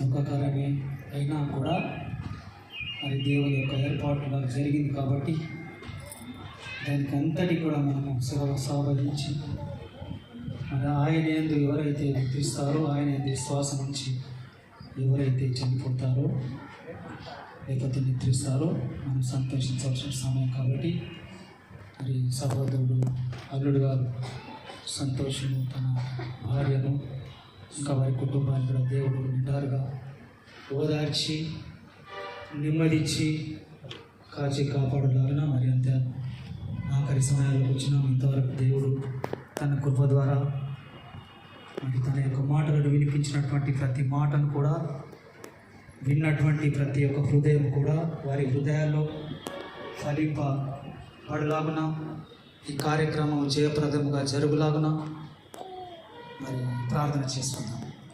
పరిశుద్ధుడా, మహోన్నతుడా, మహాకరుడా, యేసయ్యా నీకు వందనాలు స్తోత్రాలు చెల్లిస్తున్నాం తండ్రి. సర్వోన్నతుడవు, సర్వాధికారివి, సర్వేశ్వరుడు, మీకు అసాధ్యమైనటువంటిది ఏదీ లేదు ప్రభా. నీకు వందనాలు స్తోత్రాలు. ఆది సంకల్పం నాడే మా ప్రభా ఈ కుటుంబాన్ని మీరు జ్ఞాపకం చేసుకొని మరి రక్షించి విశ్వాసంలో ఇంతవరకు నాయన నడిపించుకుంటూ వచ్చి నేను అడిగిన మా ప్రభా మీ చిత్తమైంది కాబట్టి తల్లిని మీతో తీసుకున్నావు తండ్రి. నీకు వందనాలు స్తోత్రాలు చెల్లిస్తున్నాం ప్రభా. ఈ యొక్క సమయంలో మరి భూస్థాపన కార్యక్రమానికి మేము బయలుదేరి వెళ్తున్నాం తండ్రి. మరి వచ్చినటువంటి ప్రతి బిడ్డను జ్ఞాపకం చేసుకొని మరి ఈ కార్యక్రమంలో పాల్పల్పం పొందే ప్రతి బిడ్డను జ్ఞాపకం చేసుకొని మరి ప్రార్థిస్తున్నాం. ఎలాంటి నైనా ఇరుకులు ఇబ్బందులు లేకుండా వాతావరణాన్ని స్వాధీనం అందించుకొని ఈ కార్యక్రమం సంపూర్ణంగా మీ యొక్క సహాయం దయచేయమని ప్రార్థిస్తూ, ముఖ్యంగా నాయన మీ తల్లి విడిచి వెళ్ళినటువంటి ఈ కుటుంబాన్ని ఆదరించండి, నెమ్మది దయచేయండి. సంఘానికి, ఇరుగుపొరు వారికి, కుటుంబానికి మీ యొక్క ఆదరణ దయచేయమని, మీరు తోడైనమని ప్రభు అయిన యేసు క్రీస్తు నామమున ప్రార్థించి స్తుతించి వేడుకుంటున్నాం తండ్రి. ఆమేన్.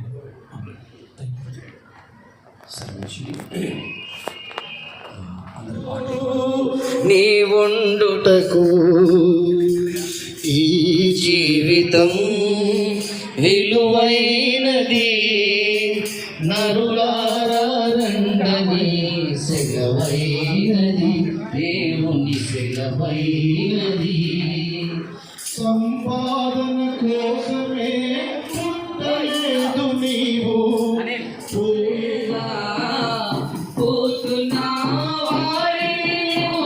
చూడలేదా బ్రతికి ఉన్న నీకు వారు ఆటమే కాదా, బ్రతికి ఉన్న నీకు వారు ఆటమే కాదా. ఈ జీవితం విలువైనది, నరులారా రండని సెలవైనది, దేవుని సెలవైనది. ఎవరికి అధికారం లేదు, మరణ దినమును ఎవరికి వశము కాదు అనే మాట మనం చదువుతున్నాం. మరణము తప్పించుట ఎవరి వశములో లేదని దేవుని వాక్యం స్పష్టముగా ఉంది. ఈ లోకములో పుట్టిన ప్రతివాడు మరణించక తప్పదు. వారు ఏ కులమైనా, ఏ మతమైనా, వారు ఏ జాతికి సంబంధించిన వారైనా, వారు ఏ వయసు వారైనప్పటికీ, ఏ అధికారంలో ఉన్న పేదవారైనా ధనికులైనా వారు ఎవరైనప్పటికీ కూడా మరణం అందరినీ ముడుతుంది. అట్లాగైతే మరణము రుచి చూడకుండా బ్రతికే నరుడు ఈ లోకంలో ఎవరు లేరని దేవుని వాక్యం సెలవిస్తుంది.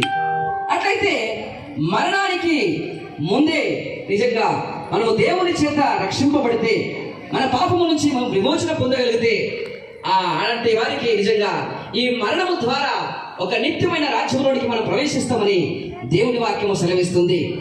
నిజానికి ఈ మరణం ఎక్కడి నుంచి వచ్చింది అనగా, మొట్టమొదటి మనిషిని దేవుడు తయారు చేసినప్పుడు దేవుని మాటను, ఆజ్ఞను అతిక్రమించిన మనుషుల మీదకి పాప కారణంగా ఈ యొక్క చావు, మరణం సంక్రమించింది.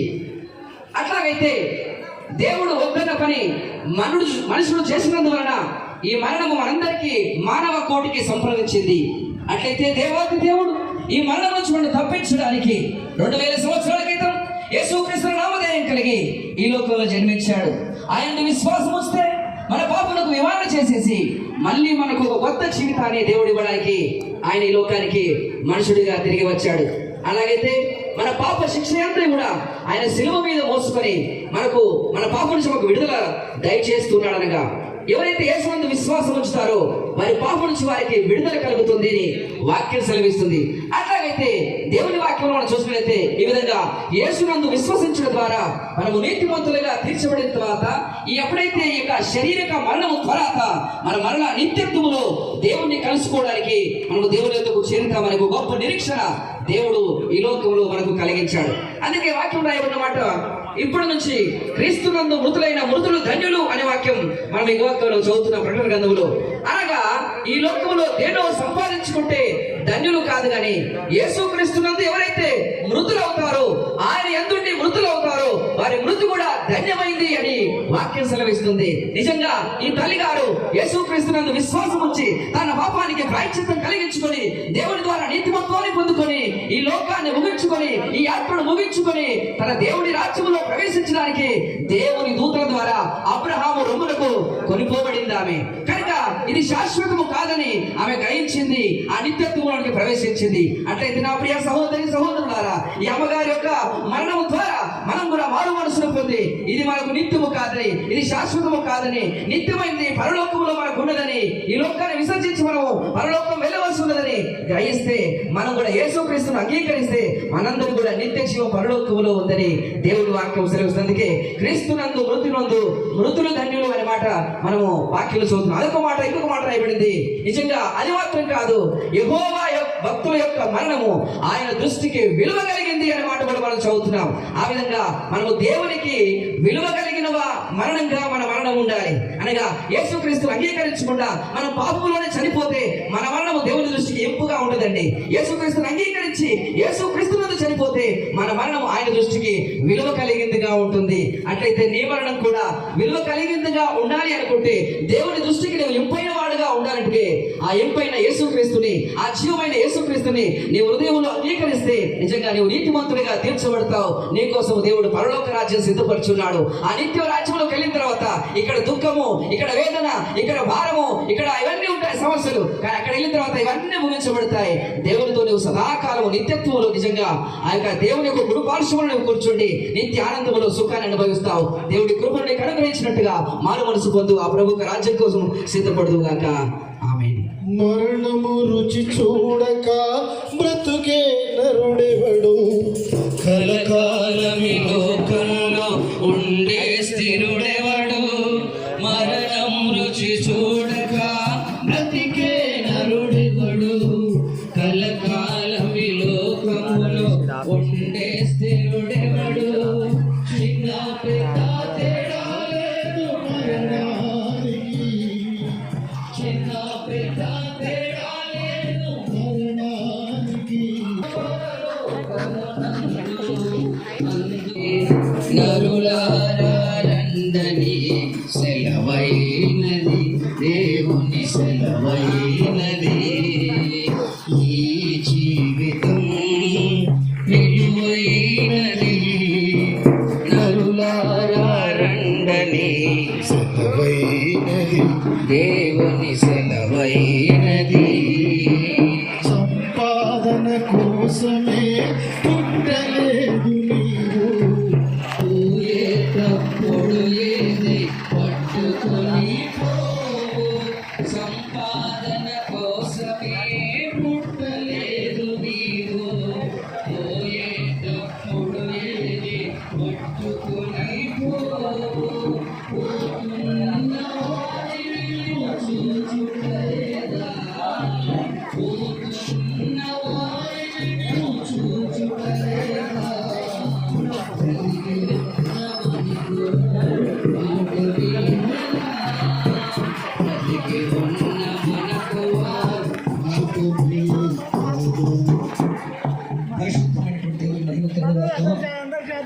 సుమారు 60-70 సంవత్సరాలు మానెమ్మ ఈ ప్రాంతంలో జీవించి ఉన్నారు. ఉదయకాలము వారు మరణించి ఉన్నారు. ఇప్పుడు మేమందరం కూడా వారి యొక్క దేహాన్ని సమాధికానికి తీసుకొని పోతున్నాం. అదే ప్రకారంగా ఇప్పుడు చూస్తున్నాం, మాట్లాడుతున్నాం, వింటున్నాం. అయితే మనమందరం కూడా ఇప్పుడు ఆత్మని కలిగి ఉన్నాం. అనగా మరణము అంటే ఆత్మను కోల్పోవడం. అయితే మనిషి అంటేనేమో శరీరాన్ని ఆత్మ కలవడం, మరణం అనగా శరీరాన్ని అన్నిటి విడిచిపెట్టి ఆత్మ వెళ్ళిపోవడం. అయితే శరీరము ఆత్మని శరీరము కూడా వ్యర్థము, అదేం చేయలేదు. కాబట్టి ఈరోజు మనం భూలోకంలో ఉన్నాం. అట్లయితే భూలోకాన్ని విడిచిపెడితే మరెండు లోకాల్లో ఒకటి పరలోకం, మరొకటి పాతాళ లోకం. అయితే భూలోకంలో ఉన్నప్పుడే పరలోకం వెళ్ళాలా పాతాళ లోకం వెళ్ళాలో ఇక్కడ మనం నిర్ణయించుకోవాలి.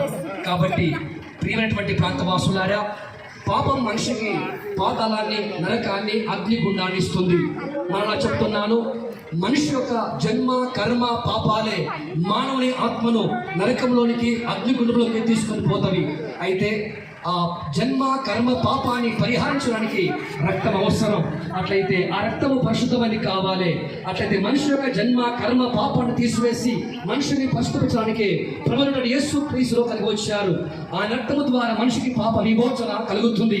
అయితే ఎవరైతే పాపలు క్షమించబడుతున్నావో వారి పరలోక రాజ్యంలో ప్రభువుతో కూడా వారి ఆత్మ శాంతిగా ఉంటుంది.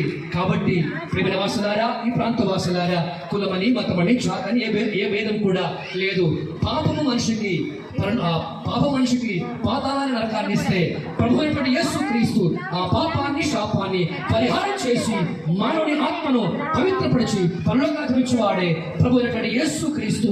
యేసు అనగా అర్థం రక్షకుడైన, రక్షించేవాడు, విడిపించేవాడు, పాతాళం పోకుండా పరిశుద్ధపరిచి నరకమిచ్చేవాడు. కాబట్టి ఆ యేసు క్రీస్తును మీరు కూడా నమ్మి అంగీకరించి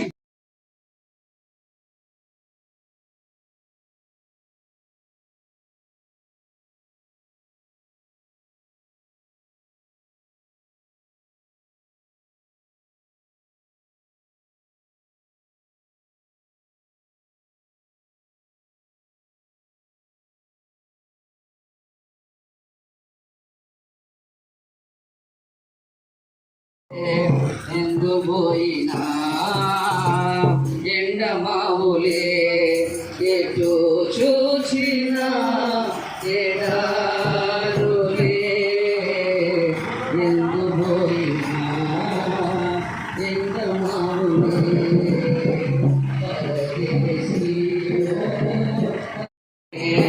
ఎటు చూచినా ఎడారులే.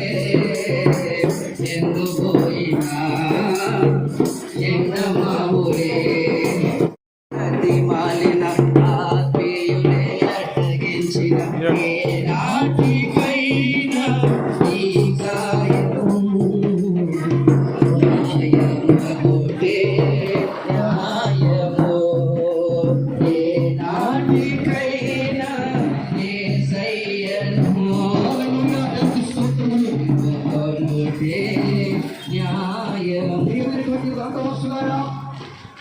ఒక చిన్న శుభవార్త ఏమనగా, సుమారు 50 సంవత్సరాలు ఈ ప్రాంతంలో, ఈ లోకంలో జీవించి ఈరోజు ఉదయకాలం అనగా అర్ధరాత్రి కూడా 10 గంటలకు ఈ ప్రాంతాన్ని, ఈ దేశాన్ని, ఈ లోకాన్ని విడిచిపెట్టి కే మానమ్మ గారు వెళ్ళిపోయారు. అనగా వెళ్ళిపోయారు అంటే శరీరం అయితే ఇగో మీకు కనబడుతున్నటువంటి ఆ యొక్క ఆటలో ఉంది. కానీ వెళ్ళిపోయింది ఆమె శరీరం కాదు, కానీ ఆమె యొక్క ఆత్మ. అట్లయితే ఒకరి శరీరంలో ఆత్మ ఉంటే వారి కళ్ళు కనబడతవి, ఆత్మ ఉంటే కాళ్ళు నడుస్తవి, ఆత్మ ఉంటే మనం అన్ని పని చేస్తాము. కానీ ఎప్పుడైతే ఎంత బలమున్నా, ఎంత అంతమున్నా, ఎంత అధికారం ఉన్నప్పటికీ ఆత్మ వెళ్ళిపోతే అవేవి కూడా పని చేయవు, అవేవి కూడా మనతో పాటు రావు. కాబట్టి మరణం తర్వాత అందరూ అన్నింటిని విడిచిపెట్టి వెళ్ళిపోవాల్సింది. అట్లయితే ఈరోజు మనమందరం కూడా భూలోకంలో జీవిస్తున్నాము. అయితే సహోదర సహోదరి, ఈ భూలోకాన్ని మనమందరం కూడా మానవ వల్ల విడిచిపెట్టవలసి ఉంది. అట్లయితే మొత్తం 3 లోకాలు, ఒకటి భూలోకం, రెండోది పరలోకం, మరొకటి పాతాళ లోకం. కాబట్టి కాళ్ళు చేతులు కలిగి, అందం ఉద్యోగం కలిగి జీవిస్తున్న వారలారా, ఏదొక రోజు మరణం హఠాత్తుగా మీ కాడికి వచ్చును. అట్లయితే మరణం మిమ్మల్ని పిలిచినప్పుడు మీరు పరలోకం వెళ్ళిపోతారా, పాతాళం వెళ్ళిపోతారా? ఒకసారి ఆలోచించండి. అనగా ఎవరైతే జన్మ కర్మ పాపాన్ని కలిగి ఉంటారో ఆ జన్మ కర్మ పాపం వారిని పాతాళం తీసుకొని పోతుంది. ఎవరైతే జన్మ కర్మ పాపాల నుంచి వారు విడుదల పొందుకుంటారో వారికి పరలోకము స్వర్గం అనేది లభిస్తుంది. అట్లయితే జన్మ కర్మ పాపం నుంచి విమోచించడానికే, విడిపించడానికే, ఆ పాపాన్ని పరిహారం చేయడానికే యేసు క్రీస్తు ఈ లోకానికి వచ్చారు. యేసు కులం వాడి కాదు, యేసు మతం వాడి కాదు. యేసు క్రీస్తు పాపిని రక్షించువాడు, పాపిని పరిశుద్ధపరిచి పరలోకానికి ఇచ్చేవాడు. కాబట్టి అయ్యలారా, అమ్మలారా, యేసు మిమ్మల్ని ప్రేమిస్తున్నాడు. ఓ తల్లి, ఓ చెల్లి, ఓ తమ్ముడా, ఓ అక్క, యేసుని ప్రేమిస్తున్నాడు. యేసుని ప్రేమిస్తున్నాడు. నీ జన్మ కర్మ పాపాలు పరిహారం చేసి నేను పరిశుద్ధపరిచి నీకు పరలోక రాజ్యాన్ని ఇవ్వడానికే 3 వెంకల పైన కొండలో కల్వశిలో ఎంతమంది కాల్చి ప్రాణం పెట్టారు. కాబట్టి నీ జన్మ కర్మ పాపాన్ని క్షమించి పరిశుద్ధపరిచి పరలోక రాజ్యం ఇచ్చే యేసు క్రీస్తును నీ హృదయంలోకి అంగీకరించి నరకాన్ని తప్పించుకొని నిత్య జీవాన్ని పొందవలసిందిగా మేము మీకు మనవి చేస్తున్నాము. దేవుడి మాట మీ జీవితంలో ఫలింపచేయునుగాక. బాటసారి ఓ బాటసారి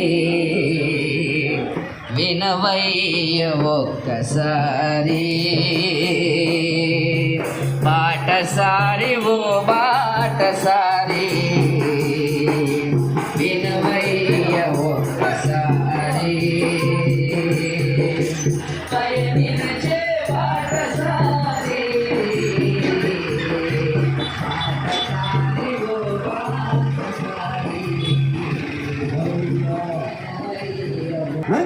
తీసుకొని పోతుండగా ఆ జన్మ కర్మ పాపాన్ని తీసివేసి పాపి పరిశుద్ధపరిచి పరలోక రాజ్యాన్ని ఇవ్వడానికి యేసు క్రీస్తు 3 వ్యక్తుల పైన పరలోకంలో రక్తమంతై కాచి ప్రాణం పెట్టాడు.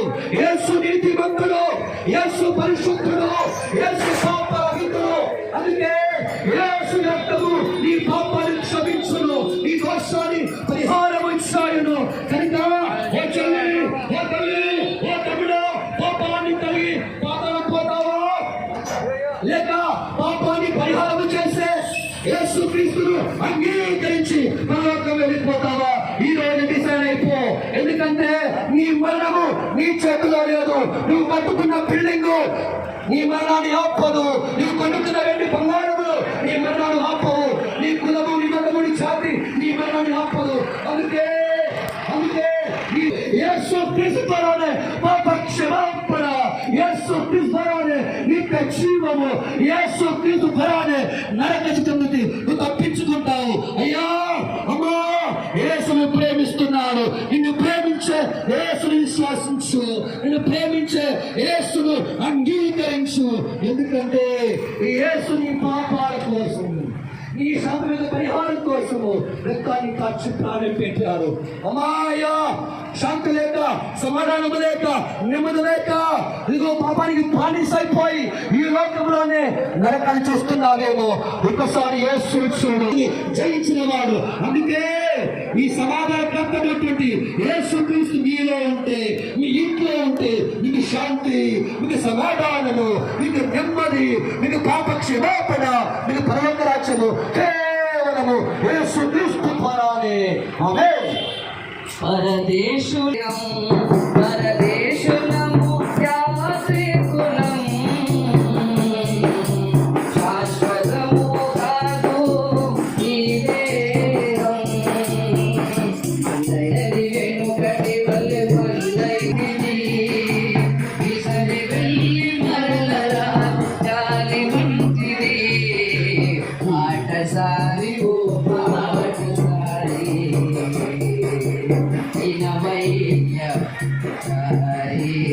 అయితే మనము అందరికి వచ్చును, చిన్న పెద్ద అని తేడా లేదు, ఉద్యోగం అని తేడా లేదు, అందరికి మరణం వచ్చును.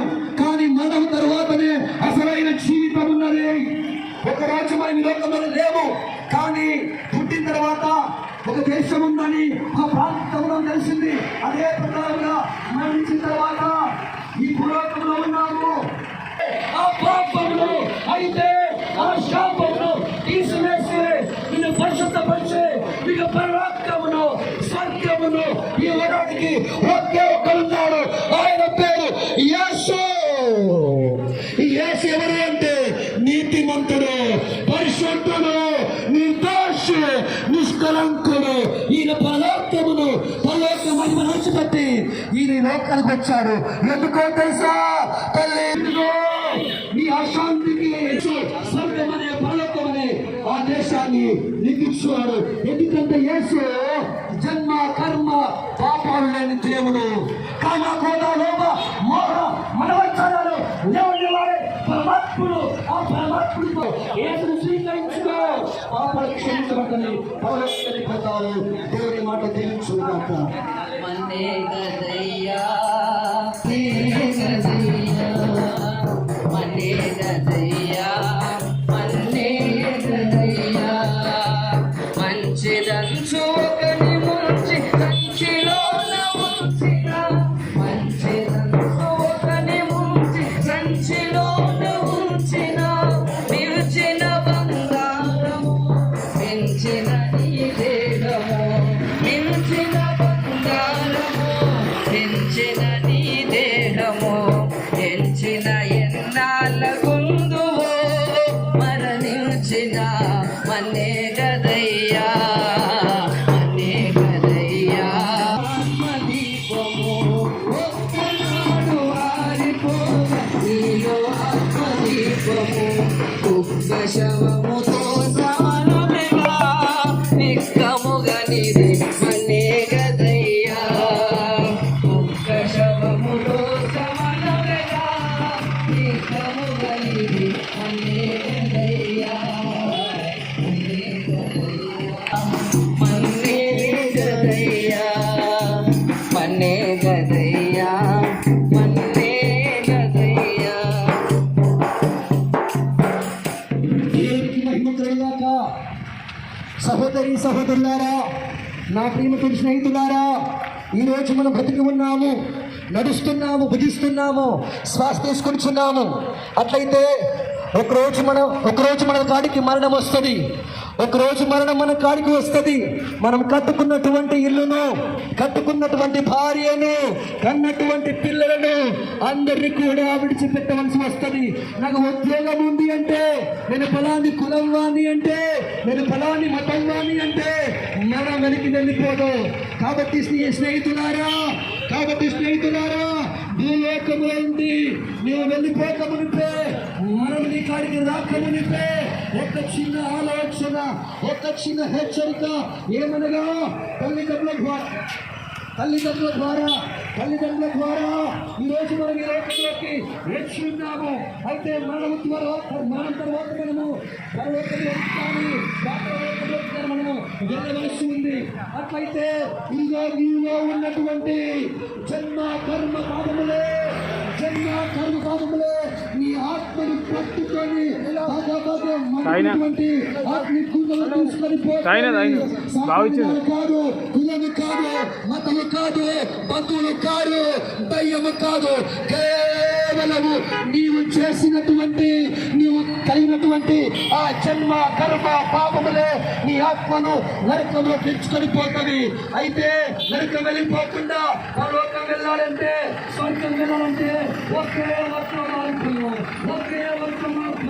ఆ మార్పు యేసు క్రీస్తు.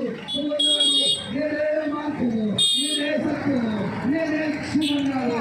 కాబట్టి ఇదిగో పరలోకానికి మార్పున్నాయి, పాపక్షమాపణకు మార్పున్నాయి. యేసునందు విశ్వాసంగా అయ్యా అలా లేదు. అందుకే ముందుకు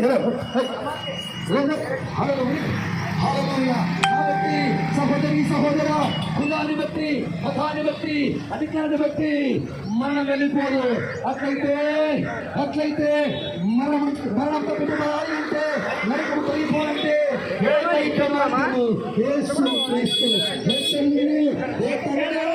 ప్రాణుడికి పానిసైపోయావు,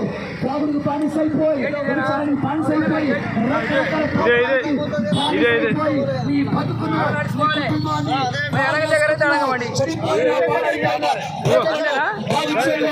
ఒకే ఒక్కడు, ఆయన పేరు యేసు క్రీస్తు. కనుక యేసునందు విశ్వాసముంచు, నీ బతుకు మారిపోతుంది. యేసునందు విశ్వాసముంచు, నీకు నరకం తొలగిపోతుంది. యేసునందు విశ్వాసముంచు, నిత్య జీవాన్ని సంపాదిస్తావు. ఈ సువార్త ప్రాంతము దేవుడు ఫలింపజేయును గాక, మొలకింపజేయును గాక. యేసునామములో ఆమేన్ చెప్పరు ఒకడైనా. నాదని ఎంచి అంతా నాదని ఎంచి బంధుమిత్రులు ప్రియులను కొంటే లోకమంతా నాదని ఎంచి బంధుమిత్రుల ప్రియులను కొంటే అంతయు మోసమేగా అంతయు మోసమేగా వ్యర్థము సర్వమును ఇలలో వ్యర్థము సర్వమును పరవాసిని జగమున ప్రభువా పరవాసిని జగమున ప్రభువా నడుచుచున్నాను నా దారిని నా గురి నీవే నా ప్రభువా నా గురి నీవే నా ప్రభువా నీ దారిని చేరెదను నేను నీ దారిని చేరెదను పరవాసిని జగమున ప్రభువా పరవాసిని జగమున ప్రభువా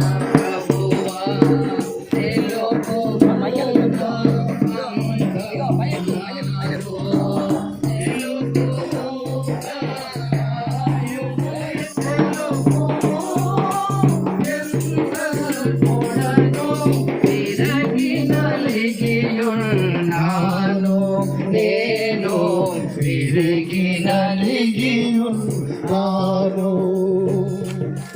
పరవాసిని జగమున ప్రభువా పరవాసిని జగమున ప్రభువా నడుచుచున్నాను నా దారి తిని నిరాతముచే మార్చబడి తిని క్షమాపణ పొంది తిననగా క్షమాపణ పొంది తిననగా మహిమానందము కలిగి నాలో మహిమానందము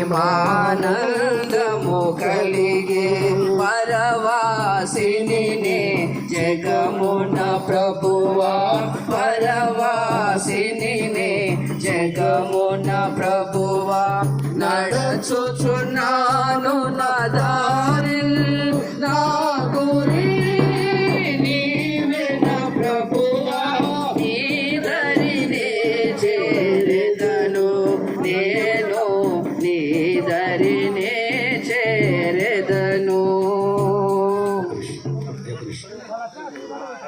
దేవునికి మహిమ కలుగాక. మనము చివరి ఘట్టంలోకి వచ్చి ఉన్నాము. మరలా చూద్దామంటే కూడా కనబడినటువంటి స్థలానికి వచ్చి ఉన్నాము. మనల్ని కన్ని పెంచి పోషించినటువంటి తల్లిగారిని ఈరోజు మనమే మన చేతులతోనే మనము పూడ్చివేస్తున్నాము. దానికి గల కారణము ఆ తల్లి మీద ద్వేషం కాదు, కోపం కాదు. ఆమె ఆత్మ లేదు కనుక శరీరాన్ని మనం భూస్థాపన చేస్తున్నాము. కాబట్టి ఎవరైనా చూడిన వారంటే ముందుకు ఉండండి. దేవుని సేవకులు కొన్ని మాటలు అందిస్తారు. ఆ తర్వాత మనము ప్రార్థించి మట్టికి మన్నుగా మనం చేయబోతున్నాము. పరిశుద్ధ గ్రంథమైనటువంటి బైబిల్ తెలియజేస్తున్న అనేక మాటల్లో ఒక మాట ఏంటంటే, ఆయన మనుష్యులను మంటికి మార్చేటువంటి దేవుడు, నరులారా తిరిగి రండి అని పిలుస్తూ ఉన్న దేవుడు. మరొక మాట లేఖనాలు మనం చూడగలిగితే, మరణము చూడకుండా బ్రతుకు నరుడు ఎవడు, పాతాళం యొక్క వశము కాకుండా తనను తాను తప్పించుకోగలవాడు ఎవడు అని ఇలాంటి కొన్ని ప్రశ్నలు పరిశుద్ధ గ్రంథము సంధిస్తుంది. పిల్లారా, మనందరము ఎరుగిన ఒక మాట ఏంటంటే, పుట్టుక మరణములు సహజము అని చాలా మంది పెద్దలు అంటూ ఉంటారు. పుట్టుక ఎలాంటి సహజము అలాగే చావు కూడా సహజము అనేటువంటి సందర్భం మనం చాలాసార్లు వింటూ ఉంటాం. కానీ ఒక మాట ప్రియులారా, ఈ లోకములో జననము అనేటువంటి లేదా పుట్టుక అనేటువంటి పేరుతో ఈ లోకములో ప్రవేశిస్తున్న మనుషులు మరణము అనేటువంటి పేరుతో ఈ లోకాన్ని విడిచి మరొక లోకములోనికి మానవుడు వెళ్ళిపోతూ ఉన్నాడు. ఒక చిన్న మాట నేను మీకు గుర్తు చేసి కార్యక్రమంలోకి మనం వెళ్దాం. ప్రియులారా, మరణము అనేది ప్రతి మనుష్యునికి భయాన్ని కలిగించే ఒక సంఘటన. ధనవంతుడైనా పేదవాడైనా, చదువున్నోడైనా చదువు లేనివాడైనా, నేను ఎవరికి దేనికి భయపడను అని చెప్పిన వాడు ఖచ్చితంగా ఒకానొక దినమున తన ముందుకు వస్తున్న మరణానికి ఖచ్చితంగా భయపడతాడు. నేను చావు కూడా భయపడను అని మనం అంటూ ఉంటాం, కానీ మరణము మన ముందుకు వచ్చినప్పుడు మాత్రం ఖచ్చితంగా మనుష్యుడు మరణానికి భయపడతాడు. ఎందుకంటే బైబిల్ గ్రంథం చెప్తున్న మాట ఏంటంటే, జీవిత కాలం అంతయు మరణ భయము చేత దాస్యానికి లోబడి మానవుడు బ్రతుకుతున్నాడు అని హెబ్రీ పత్రిక 2లో మనం చూస్తే కనబడుతుంది. అంటే మనిషి మరణమునకు భయపడుతూ ఈ లోకములు తన జీవితాన్ని కొనసాగిస్తున్నాడట. అంటే ఒక మాట మీకు జ్ఞాపకం చేస్తాను, మనిషి పుట్టుకకు భయపడరు, దాహం వేసినప్పుడు భయపడరు, ఆకలి కలిగినప్పుడు భయపడరు, నిద్ర వస్తున్నప్పుడు భయపడరు, కానీ మరణం వస్తున్నప్పుడు మాత్రం మనుష్యులు భయపడతాడు. ఎవరికైనా దాహం కలిగిందనుకోండి, అయ్యో నాకు దాహం వేస్తుంది ఏంటని ఎవరు కూడా భయపడరు. ఆకలి అవుతున్నప్పుడు ఎవరు కూడా నాకు ఆకలి ఇస్తుంది ఏంటని భయపడరు, కానీ ఆకలి కలిగినప్పుడు ఆహారం తీసుకుంటాం, దాహం కలిగినప్పుడు నీటిని త్రాగి దాహాన్ని తీర్చుకుంటాం, నిద్ర వస్తున్నప్పుడు హాయిగా పడుకుంటాం, కానీ మరణము మన దగ్గరకు వస్తున్నప్పుడు మాత్రం మనుషుడు ఖచ్చితంగా భయపడతాడు.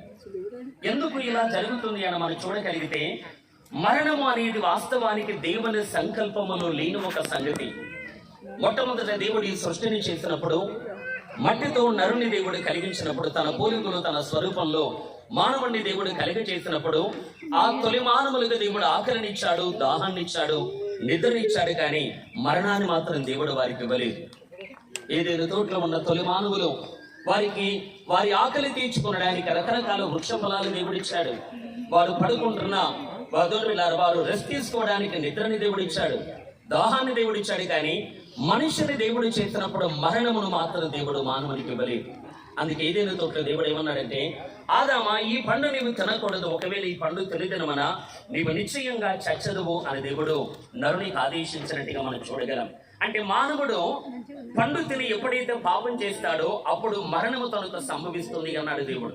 ఒకవేళ మనిషి ఆజ్ఞను అతిక్రమించకపోతే, ఆదాము గనక పండు తినకపోతే ఆదాముకు మరణం ఇప్పటికి కూడా వచ్చేది కాదు. దేవునికి స్తోత్రం. పాపము చేసినందుకు మరణం వచ్చింది. అట్లయితే ఆదాం పాపము చేయకపోతే మానవుడు నేటికి మన మధ్యలో బ్రతికి ఉండేవాడు. అందుకే రోమాపత్రిక 5లో మనం చూడగలిగితే 12వ వచనంలో రాయబడింది, ఒక మనుష్యుని ద్వారా పాపము ద్వారా మరణమును లోకములోనికి ఎలాగో ప్రవేశించనో, అలాగే మనుష్యులందరూ పాపము చేసినందున మరణం అందరికీ సంప్రాప్తమైన లేదా వ్యాపించను అనేటువంటి మాట మనం చూస్తాం. అంటే రాయబడ్డ మాట మనం చూడగలిగితే, మరణం అనేది లోకములోనికి ప్రవేశించను అన్నాడు పౌలు గారు. ఒక మనుష్యుని ద్వారా పాపము ద్వారా మరణము లోకములోనికి ప్రవేశించను అంటే అది ప్రవేశించిన ఒక కాలం కూడా ఉంది. ప్రవేశించను అంటే వచ్చిందట, అంటే అది వచ్చాను అంటే రాని ఒక కాలం ఉంది కదా అక్కడ. అంటే మరణం అనేది లేని సృష్టిని దేవుడు చేశాడు. మానవుడు చావాలి అని దేవుని సంకల్పం కాదు.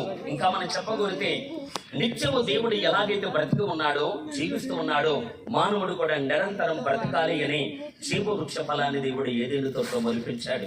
కానీ విషయం ఏంటంటే, మరణం అనేది మనుష్యుని ద్వారా, మనిషి చేసిన పాపము ద్వారా లోకంలోనికి ప్రవేశించిందట. అని గమనించండి, మరణమే లేని మానవుని యొక్క జీవితంలోనికి లేదా లోకములోనికి మరణము రావడానికి ఏంటి ఆ కారణము అని మనం చూడగలిగితే, మనిషి చేసిన పాపమే మరణము రావడానికి కారణం. అట్లయితే గమనించండి ప్రియులారా, అందుకని మళ్ళీ గుర్తు చేస్తున్నాను, ఆకలిని దేవుడిచ్చాడు, నిద్రను దేవుడిచ్చాడు, దాహాన్ని దేవుడిచ్చాడు, కానీ తొలి మానవులకు మరణాన్ని దేవుడు ఇవ్వలేదు. ఎందుకంటే మరణం అనేది దేవుని ఉన్నతమైనటువంటి ప్రణాళికలో లేని ఒక అనుభవం. అయితే ఎప్పుడైతే మనిషి పాపం చేశాడో మరణము తనలోనికి ప్రవేశించిందట. ఆ మరణం ఆదాము దగ్గర ఆగిపోలేదు, కానీ ఆదాము నుండి కయ్యేలుకు, హేబేలుకు, ఆదాము సంతతి నుండి జన్మించిన ఈ భూమి మీద ఉన్న సకల మానవులు కూడా మరణం అనేది వ్యాపించిందని, సంప్రాప్తమైందని బైబిల్ చెప్తున్న సత్యం. అయితే ఇక్కడ విషయం ఏంటంటే, ఇలాంటి మరణము మనుష్యునికి భయాన్ని కలిగిస్తుంది. ఇలాంటి మరణము మానవుని వణికిస్తుంది. చావును తప్పించుకోవడానికి మనిషి రకరకాల తిప్పలు పడుతున్నాడు. శీర్షాసనాలు వేస్తున్నాడు. దేవుని బిడ్డారా, ట్రీట్మెంట్ చేయించుకుంటున్నాడు. ఆ రోగము కలిగినప్పుడు తనకు వైద్యం కావాలని లక్షల రూపాయలు, కోట్ల రూపాయలు ఖర్చు చేస్తున్నాడు మనిషి. అంటే అర్థం ఏంటంటే, మనిషికి మరణము రాకుండా ఉండడానికి తన వంతుగా ఎన్ని ప్రయత్నాలు చేయాలో అన్ని ప్రయత్నాలు చేస్తున్నాడు మనిషి. అవునంటారు కాదండి? కానీ ఎన్ని ప్రయత్నాలు చేసినా మరణము రాకుండా ఉంటుందా మరి? చెప్పండి. బలవంతులైనా మరణిస్తారు, బలహీనులైనా మరణిస్తారు, ధనికులైనా మరణిస్తారు, పేదవారైనా మరణిస్తారు. ఈ లోకములో మరణము చూడక బ్రతుకు నరుడు ఎవడు అని దేవుడు ప్రశ్నిస్తున్న ఆ వాక్యాన్ని మనం గమనించగలిగితే మరణాన్ని తప్పించుకున్నట ఎవరి వశములో లేదు. దేవునికి స్తోత్రం. కులము ద్వారా మరణము తప్పదు, ధనము ద్వారా మరణాన్ని తప్పించుకోలేం. మనకున్న ఈ లోకములో ఎన్నో ఘనమైనటువంటి కార్యాలు మనం కలిగి ఉండవచ్చు, కానీ దీని ద్వారా కూడా మన మరణాన్ని తప్పించుకోలేం. అయితే ఒక చిన్న మాట, ఇంతకీ మరణాన్ని తప్పించుకోవడానికి ఏదైనా అవకాశం ఉందా? మీకు అర్థం కావడానికి ఒక మాట గుర్తు చేస్తాను. బాబు, మేము ఫలానా మెడిసిన్ అమ్ముతున్నాము, ఈ మందును కనుక మీరు కొనుక్కొని వాడితే ఏకంగా మీ ఆయుష్ 200 ఏళ్ళు పెరుగుతుంది అని ఎవడైనా ఒక వ్యక్తి ఒక మెడిసిన్ అమ్మాడనుకోండి, మనం ఏం చేస్తాం? ₹1,00,00,000 ఖర్చు అయినా కూడా ఆ మెడిసిన్ కొనుక్కొని మన ఆయుష్ని పెంచుకోవడానికి ప్రయత్నిస్తారు. అంటే మనిషి లోపల ఉన్న ఒక తాపత్రయం ఏంటంటే, చావు తప్పదు అని మనిషికి తెలుసు, కానీ చావును తప్పించుకోవడానికి మనిషి ఆరాటపడుతున్నాడు. మరణాన్ని తప్పించుకోవడానికి మానవుడు రకరకాల ప్రయత్నాలు చేస్తున్నాడు, కానీ మరణము తప్పించుకున్నట ఎవడి వశము కూడా కాదు అంటుంది లేఖనం. కానీ బైబిల్లో మనం చూడగలిగితే, ఏ బైబిల్ అయితే మరణము తప్పించుకున్నట దేవుని బిడ్డలారా ఎవడి వలన కాదు అని బైబిల్ సెలవిస్తుందో, అదే బైబిల్లో మరణాన్ని తప్పించుకొని మరణమును అనుభవించకుండా కొనిపోబడ్డ ఒక వ్యక్తి గురించి కూడా బైబిల్ ప్రస్తావించింది. హెబ్రీ పత్రిక 11లో మనం చూడగలిగితే, హనోకు చావకుండా తాను నిత్యము బ్రతుకున్నట్లుగా దేవుని సన్నిధిలోనికి వెళ్ళిపోయాడు. గమనించాలి పిల్లారా, హనోకు మరణము చూడకున్నట్లుగా కొనిపోబడను అంటుంది లేఖనం. చావు లేకుండా మీరు ఆదికాండం 5వ అధ్యాయంలో గమనించగలిగితే, ఆదాము 930 ఏళ్ళు బ్రతికి మరణించాడు, కయ్యూను మరణించాడు, పిల్లారా హేబేలు మరణించాడు, నోబహు మరణించాడు. ఇలా వారందరి యొక్క వంశావళి ప్రస్తావిస్తూ ఆదికాండం 5లో మనం చూడగలిగితే, అందరూ చనిపోతున్నారు అని చెప్తున్న లేఖనములో ఒక వ్యక్తి మాత్రము చావలేదు అని బైబిల్లో మనం చూడగలం. అతడే నీతిమంతుడైనటువంటి హనోకు. నేను ముగిస్తాను, ఒక నిమిషంలో గమనించండి పిల్లారా. హనోకు ఎందుకు మరణించకుండా కొనుక్కోబడ్డాడు అంటే ఒకటే రీజన్, అతడు కొనుక్కోబడక మునుపు దేవునికి ఇష్టడుగా బ్రతికాడు. దేవునికి స్తోత్రం. విశ్వాసము కలిగిన వాడి బ్రతికాడు. అతడు లోకముతో పాపముతో నడవకుండా దేవునితో కలిసి నడిచాడు నీతిమంతుడైనటువంటి హనోకు. ఈరోజు ఈ సందర్భంలో మీకు గుర్తు చేసే మాట ఏంటంటే, చావును తప్పించుకోవడానికి బైబిల్ గ్రంథంలో ఒక మార్గం ఉంది. మరణము అనగా ఈ శరీర మరణం కాదు, కానీ 2వ మరణము అని పిలువబడుతున్న నరకం సకల మానవుల కొరకు సిద్ధంగా ఉంది కనుక అట్టి మరణమును తప్పించుకోవాలి అంటే మరణమును తప్పించగలిగిన దేవుడు ఈ లోకానికి దిగివచ్చాడు. దేవునికి స్తోత్రం. యోహాను సువార్త 8లో మనం గమనించగలిగితే పిల్లారా, ఎవడైతే నా వాక్యమును గైకుంటాడో, నా ఆజ్ఞలను గైకుంటాడో, నన్ను అంగీకరిస్తాడో అట్టువాడు మరణము చూడకుండా అతడు దేవుని బిడ్డలారా ఎత్తబడతాడు అనేటువంటి మాట యేసునాథుడు పలికాడు. దేవుని పిల్లారా, ఈ రోజు చావునగా శరీరము నుండి శరీర సంబంధమైన ఈ మరణం కాదు, కానీ 2వ మరణము అనబడుతున్న నరకమే నిజమైన చావు గనుక ఆ చావును తప్పించుకోవడానికి ఆరాటపడింది. శరీర మరణమును తప్పించుకోవడానికి చాలా ప్రయత్నాలు చేస్తున్నాం, కానీ 2వ మరణము అని పిలువబడుతున్న నరకాన్ని తప్పించుకోవడానికి ఈ రోజు మనము గుర్తించాల్సిన సంగతి ఏంటంటే, ఆ 2వ మరణమును తప్పించడానికి దిగి వచ్చిన యేసునాథుని మన బ్రతుకుల్లోనికి మనము స్వీకరిద్దాం. దేవునికి స్తోత్రం. ఒక మనుష్యుని ద్వారా పాపము ద్వారా మరణము లోకములోనికి ప్రవేశిస్తే, మరొక మనుష్యుని ద్వారా ప్రియులారా నీతి జీవము ప్రవేశించిందని రోమాపత్రిక 6లో మనం చూడగలం. తొలి మానవుడి ఆదాము ద్వారా మరణము అనేది మనకు సమస్యగా మారితే, కడపటి ఆదామునబడుతున్న యేసుక్రీస్తు యొక్క మరణము ద్వారా మరణం అనేటువంటి సమస్య తీరిపోతుంది. దేవునికి స్తోత్రం. కనుక ఈ సందర్భంలో ఇంకా ఈ స్థలములో యేసునందు విశ్వాసం ఉంచిన వారు ఉంటే దయచేసి యేసును 2వ మరణము నుండి తప్పించమని ప్రార్థింపడండి. దేవునికి స్తోత్రం. ఎవరైతే యేసును నమ్ముకున్నారో, క్రైస్తవులుగా మార్చబడ్డారో, వారికి ఒక్క మాట, మనం బ్రతికనంత కాలం ఈ లోకంలో దేవునికి ఇష్టలుగా బ్రతుకుదుముగాక. నేను నా ఇష్టానుసారంగా కాదు, నేను దేవుని ఇష్టానుసారంగా బ్రతుకుతాను అని ఒకవేళ మన జీవితాన్ని అంకితం చేసుకొని అలా జీవించగలిగితే, ఈ శరీర మరణం క్రైస్తవునికి మరణమే కాదు, ప్రభు వచ్చినప్పుడు మనం మలిస్తుంది. ఒకవేళ మనము సజీవులుగా ఉంటే మనం కూడా లేపబడి ప్రభువును క్షణిక కాలములో మనం ఎదుర్కోబోతున్నాం. దేవునికి స్తోత్రం. ఈ సమయంలో ఈమె భౌతిక దేహాన్ని మట్టిలో మేము పూడ్చట్లేదు, కానీ ఒక విత్తనమును విత్తనట్టుగా ఈ మట్టిలో ఈమె దేహాన్ని మేము విత్తబోతున్నాం. దేవునికి స్తోత్రం. విత్తబడ్డ విత్తనం ఎలాగైతే మొలకెత్తుతుందో ఈమె దేహం కూడా ఈ స్థలములు విత్తబడుతున్నప్పుడు ప్రభు యొక్క కడబోరు ఎప్పుడైతే మొరుగుతుందో ఆమె సజీవురాలుగా మార్చబడుతుంది. కనుక ఈ సమయంలో ప్రియులారా, యేసును నమ్మని వారు ఉంటే నమ్మండి, యేసును నమ్మిన వారు ఉంటే ఆయనకి ఇష్టంగా బ్రతకడానికి మీ జీవితాన్ని అప్పగించండి. దేవుడి మాటలను దీవించునుగాక. ఆమేన్. మరణ శరీరము మార్పు నుండి మహిమ శరీరము పొందుటకై. సహోదరులు ఉన్నారు, కొంచెం ఎవరు చూస్తున్నారా? చూసినట్టు లోపలికి దించేస్తున్నాము. ఆ తర్వాత చూసేవారంటే మరణ శరీరము మార్పు నుండి మహిమ శరీరము పొందుటకై మహిమాత్మతో నన్ను నింపితివి, మరణ భయములను తీర్చితివి, మహిమాత్మతో నన్ను నింపితివి, మరణ భయములను తీర్చితివి. మనం ఈ కార్యక్రమం ముగించుకుందాం.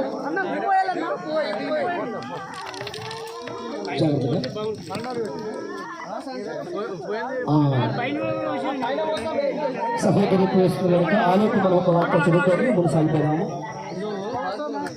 చివరి గంటకు వచ్చేసాము. ఒక్క వాక్యం చదువుకొని పాలన చేసుకొని మనము ముగిద్దాం. అయ్యకండి. మొదటి తెస్సలోనికీయుల పత్రిక 4వ అధ్యాయము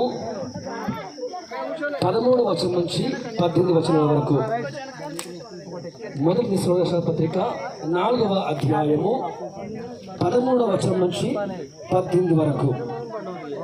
సహోదరులారా, నిరీక్షణ లేని ఇతరుల వలె మీరు దుఃఖపడకుండా నిమిత్తము నిద్రించుచున్న వారిని గురించి మీకు తెలియకుండా మాకు ఇష్టం లేదు. యేసు మృతి నుండి తిరిగి లేచినని మనము నమ్మిన ఎడల అదే ప్రకారము యేసు నుండి నిద్రించిన వారిని దేవుడు ఆయనతో కూడా వెంట పెట్టుకుని వచ్చును. మేము ప్రభువు మాటను బట్టి మీతో చెప్పినది ఏమనగా, ప్రభు రాకడ వరకు సజీవులుగా నిలిచి ఉండి మనము నిద్రించిన వారి కంటే ముందుగా ఆయన సన్నిధి చేరము.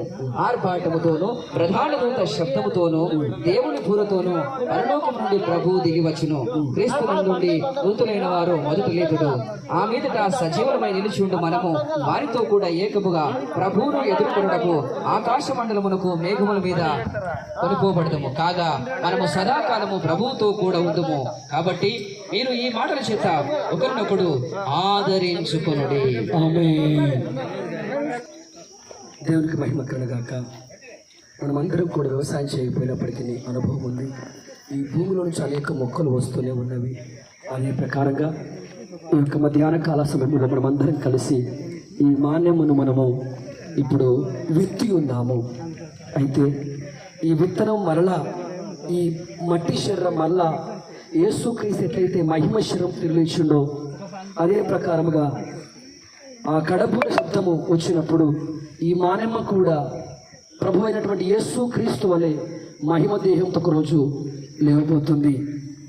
నేను మా సహోదరులకు సంతోషించే మాట ఏంటంటే, మానవుడు చేసినటువంటి ధర్మ కర్మ కార్యాలను బట్టి పుణ్యకారాలను బట్టి మనిషికి మోక్షం పాపక్షమాపణ లేదు. కానీ యేసుక్రీస్తు ప్రభువు వారు 3 మేకల పైన గొల్గొతా కొండలో కలవరిశిలో చేసినటువంటి ఆ పుణ్యకారాన్ని బట్టి మనకేముంది?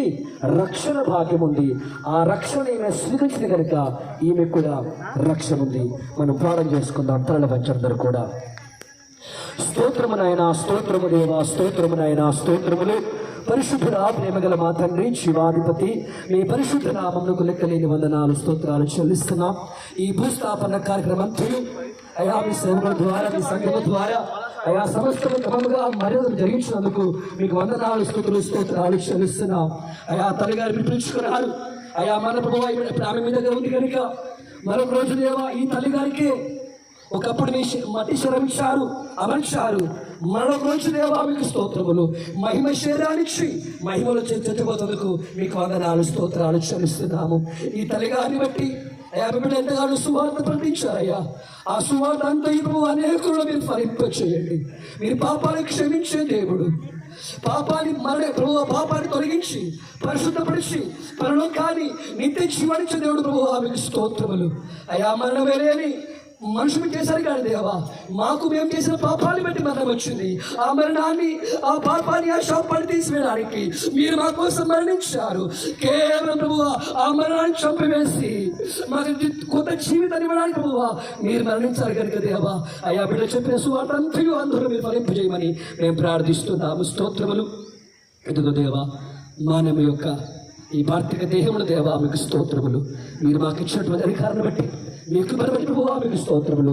తండ్రి యొక్కయు కుమారుని యొక్కయు పరిశుద్ధాత్మ నామమును దుమ్ముకు దురగాను మట్టికి మన్నిగాను సమర్పిస్తున్నాము. అంత మాత్రమే కాక ప్రభువా మీకు స్తోత్రములు. అయా మీరు సంఘంలో వచ్చిన ప్రభువా మీకు స్తోత్రములు. అయా ఆ మహిళల సంఘము ప్రభువా ఈమె చూసే భాగ్యం అందరికీ అనుగ్రహించి ప్రార్థిస్తున్నాము. ఇక్కడ మారి మనసు పొందని వారు, బాప్టిజం పొందని వారు, ఆత్మలో జీవం లేని వారు ఎంతో ఉన్నారు.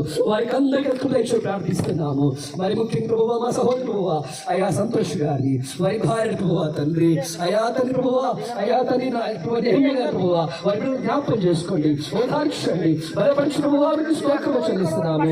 అయా తల్లిదండ్రులు లేని ప్రభువా లోటు మీరే తెచ్చిన సహాయం చేసి ప్రార్థిస్తున్నాం ప్రభువా.